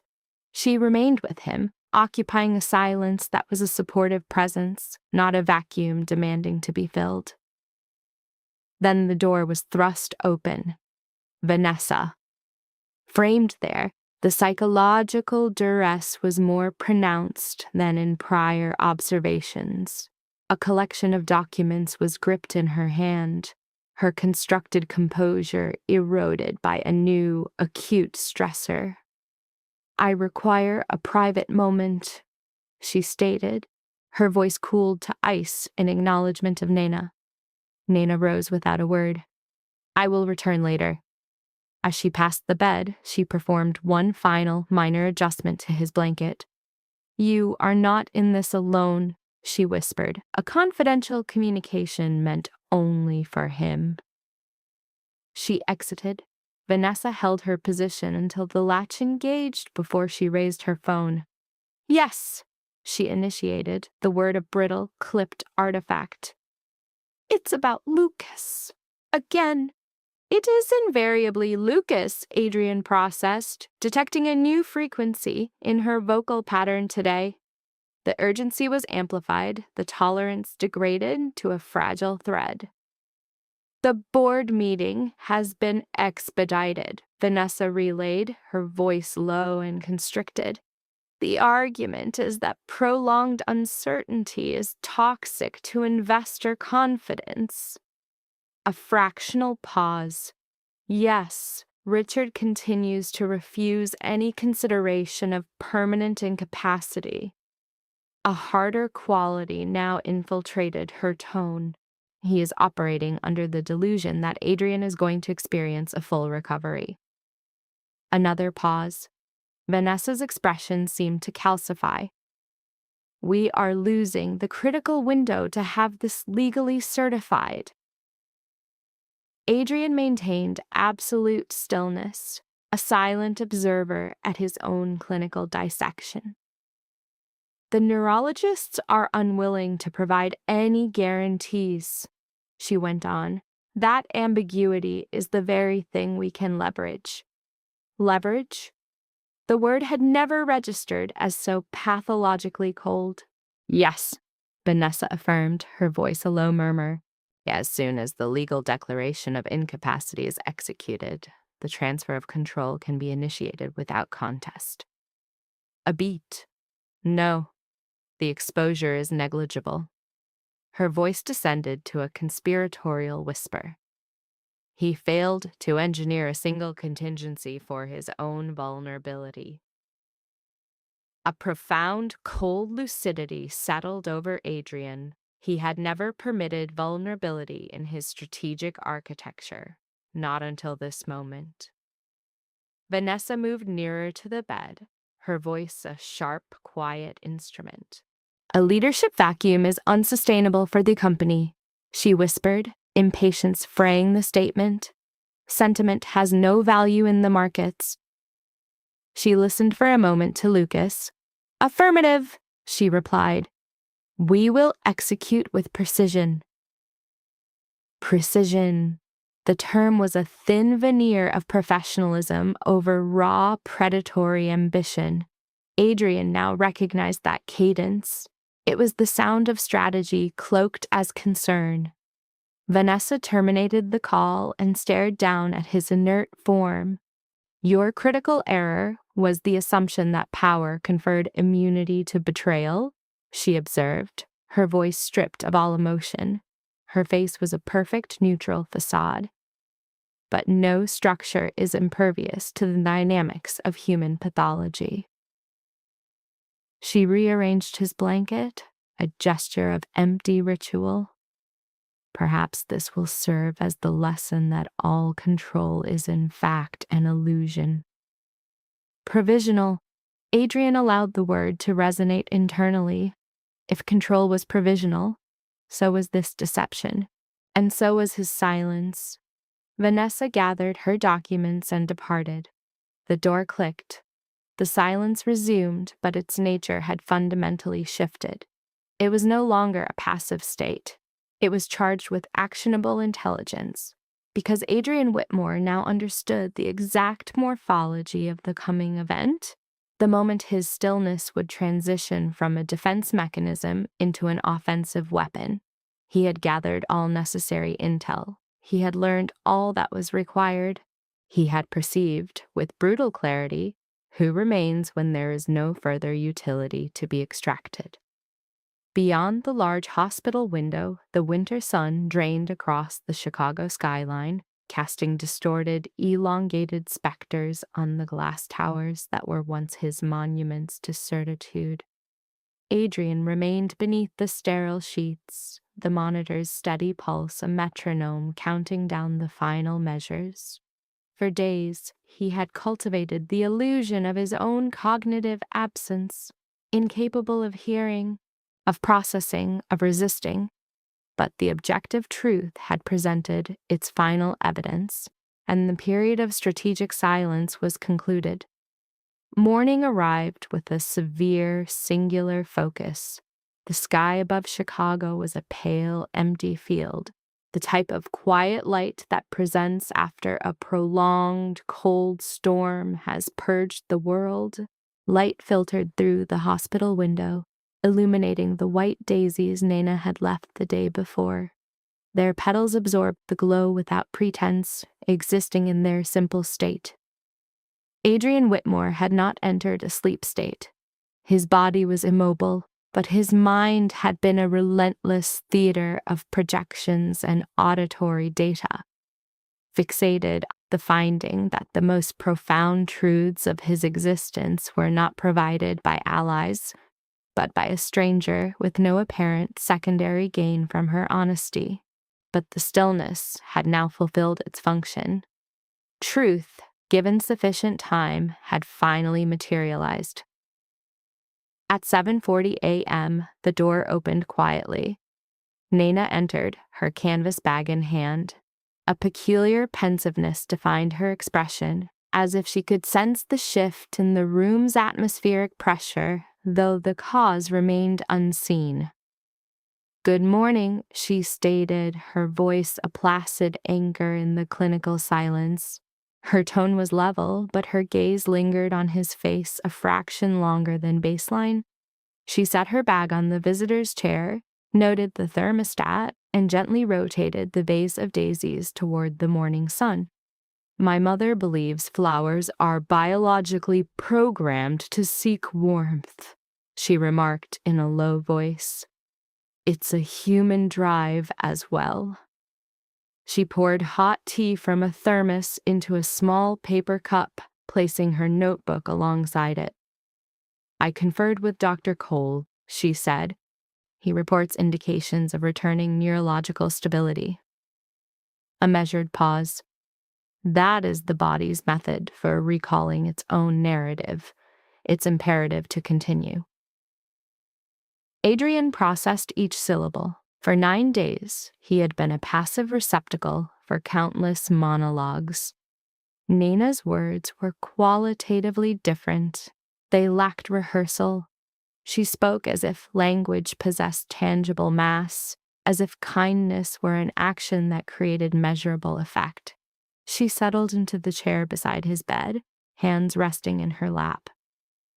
"You know," she began, her voice holding a certain reflective quality, "my mother holds a theory that life presents us with these specific junctures, these brief apertures, where we are granted the opportunity to reset."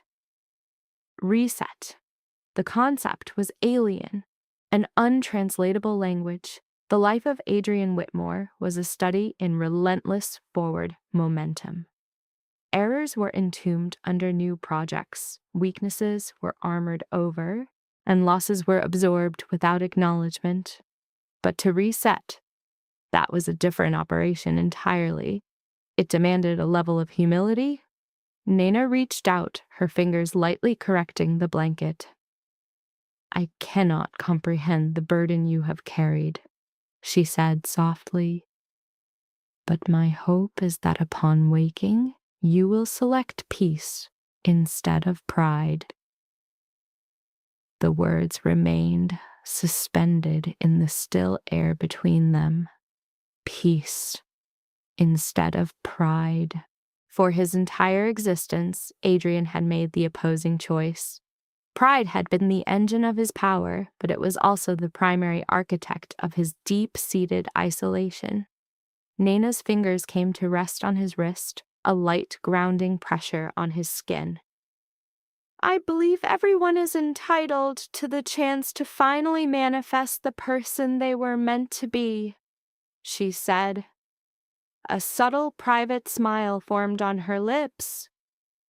"My mother calls regret a non-functional compass, unless it points you toward a superior destination." In that silent interval, the final component of Adrian's indecisiveness ceased to exist. He had constructed an empire on a foundation of rapid, unconditional action.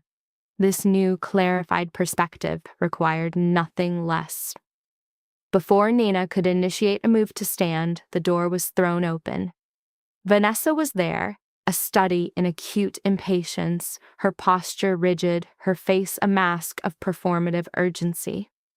A leather portfolio was clutched in one hand. Her phone was already active in the other. "I need the room," she ordered, the words clipped and sharp. Nina stood, her own composure a silent counterpoint to Vanessa's agitated state. "Of course." While gathering her belongings, she made a final, automatic gesture, smoothing the blanket over his chest. "You are not alone," she whispered so quietly only the ambient space could register it. And then she was gone. The door clicked shut, a definitive metallic report. Vanessa expelled a sharp breath, her thumb already moving on her phone's screen. "Yes."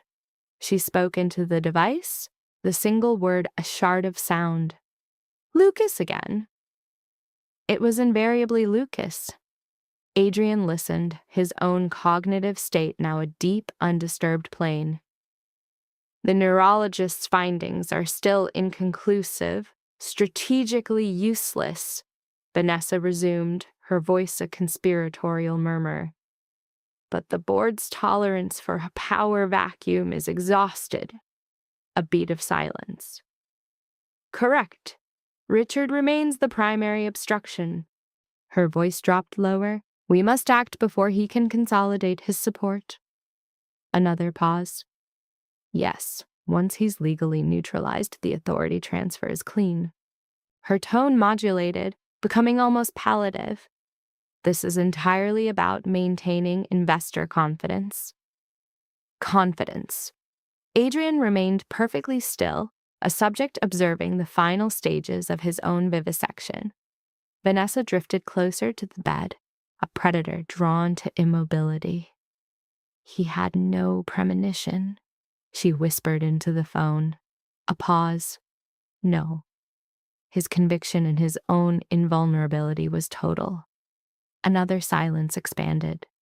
Yes, Lucas, it is all prepared. The terminal event. Everything is in position. Adrian opened his eyes. Vanessa froze mid-word, the sound trapped in her throat. The blood evacuated her face as she stared down at him, the phone falling from her suddenly slick hand. For one protracted, suspended moment, the only sound in the universe was the steady, metronomic pulse of the heart monitor charting the absolute systemic collapse of her reality. Adrian's gaze registered no hostility, no frailty. It was calm, focused, and utterly, terrifyingly aware. Subject. Vanessa, he began, the vocalization a clinical observation in the pressurized silence. Her articulators moved, but produced no sound. The external communication line was severed. Instantly, the calculating executive function collapsed, replaced by a primal state. Confidence was eviscerated by pure terror. You was the only syllable she could form. With a slow, measured movement, Adrian disconnected himself from the supplemental oxygen. I registered every word, he confirmed. It was the complete lack of effective display, no rage, no agitation, that finally fractured her psychic defenses. Vanessa took an involuntary step back, her entire constructed persona shattering against an immovable truth.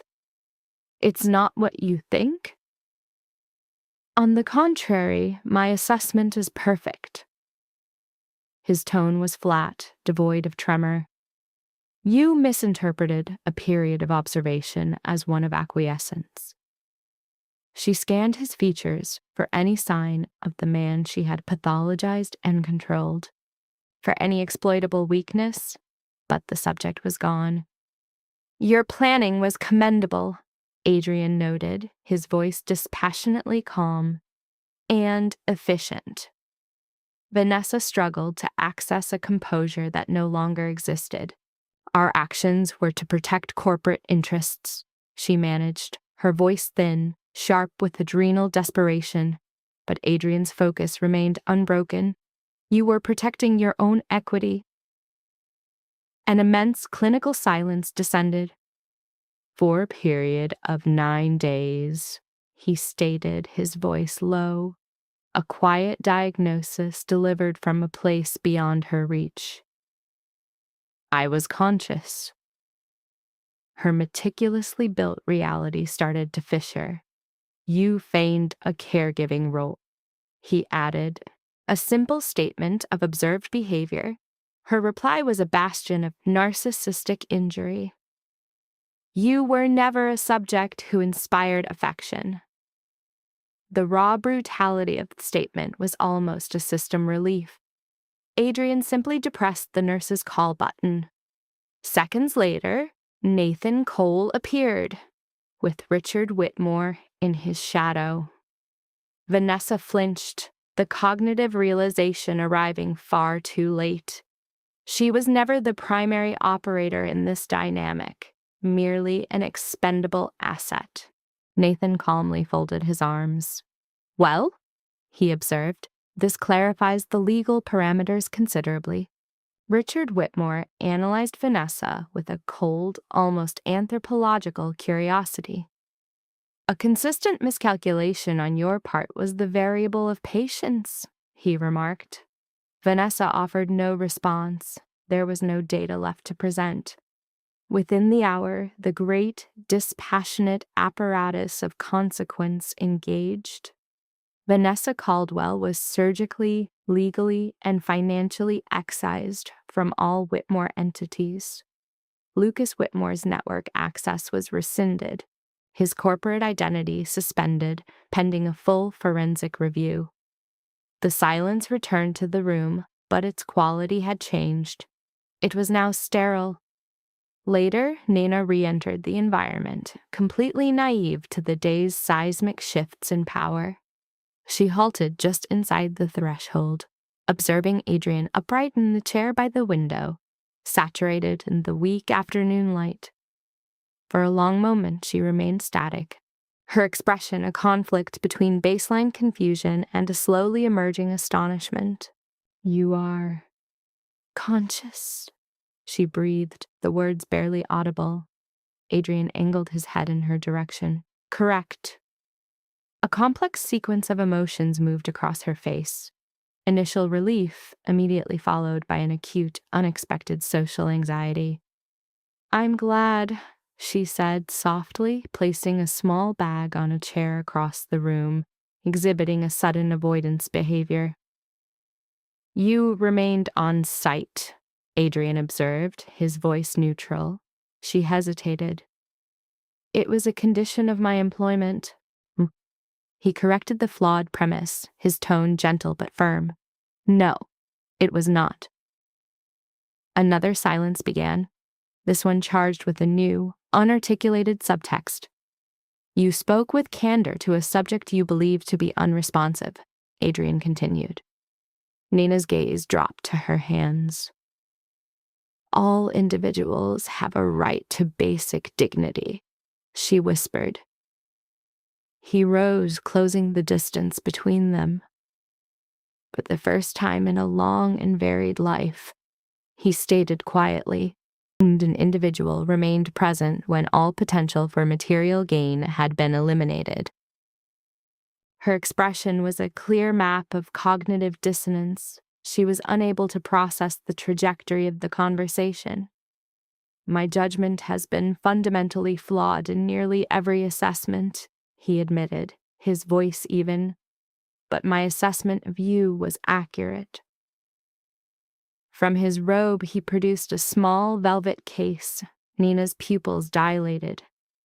"This is," she started, her voice failing her. "Atypical," she finally concluded. "As were your actions," Adrian replied, opening the case. "A single diamond on an unadorned band? Not a display, not a transaction, an objective correlative of something genuine." His gaze was steady, maintaining direct contact. "My life has been populated by individuals impressed by my capabilities," he said, the statement holding the weight of a lifetime of data. "You were the only one who demonstrated interest in my underlying identity." Lacrimation began, silent and involuntary. "I cannot offer you a life without complexity," he went on, "but I can offer you one based on verifiable truth." The subsequent silence was not an absence of sound. It was a palpable, dense presence in the room. "My objective is to construct something permanent," Adrian stated, his voice cutting through the quiet. Nina's response was barely a whisper. "You have insufficient data about me." His rebuttal was immediate, certain. "I have the primary data point. You did not flee when that was the most logical course of action." Her respiration hitched. "That is the only data I require." A long interval passed, heavy with unstated history. Then a slow, deliberate tilt of her head. It was an acquiescence, not to his power or wealth, but to the unfiltered honesty that had finally breached a lifelong shell of strategic calculation. Beyond the window, a pale winter sun cast its light over a city Adrian Whitmore once controlled through fear. Now his focus was on laying the foundation for an entirely different kind of structure. This case study serves as an anecdotal validation of a difficult hypothesis. While coercion can secure behavioral compliance, only perceived compassion can generate genuine allegiance. An individual's psychological resilience is not observable under standard conditions, but only within the extreme stress state of significant loss. Those who remain present during a subject's most vulnerable period are the only ones capable of accurate perception. Status and fortune may generate performative applause from peripheral figures, but they are powerless in forging a single authentic bond. Ultimately, sincerity, dignity, and quiet empathy possess a structural integrity that fear cannot compromise. Justice is not always a public event. At times, it is merely the quiet moment when objective reality is finally accepted, and the psyche elects what is functional over what is expedient. This case study is a fictional construct developed with the aid of an artificial intelligence. Every character, all presented circumstances, and each depicted event are hypothetical variables, created for analysis and not intended to represent any actual person or historical event. This work exists for the sole purpose of narrative exploration and the dissection of human psychological drivers.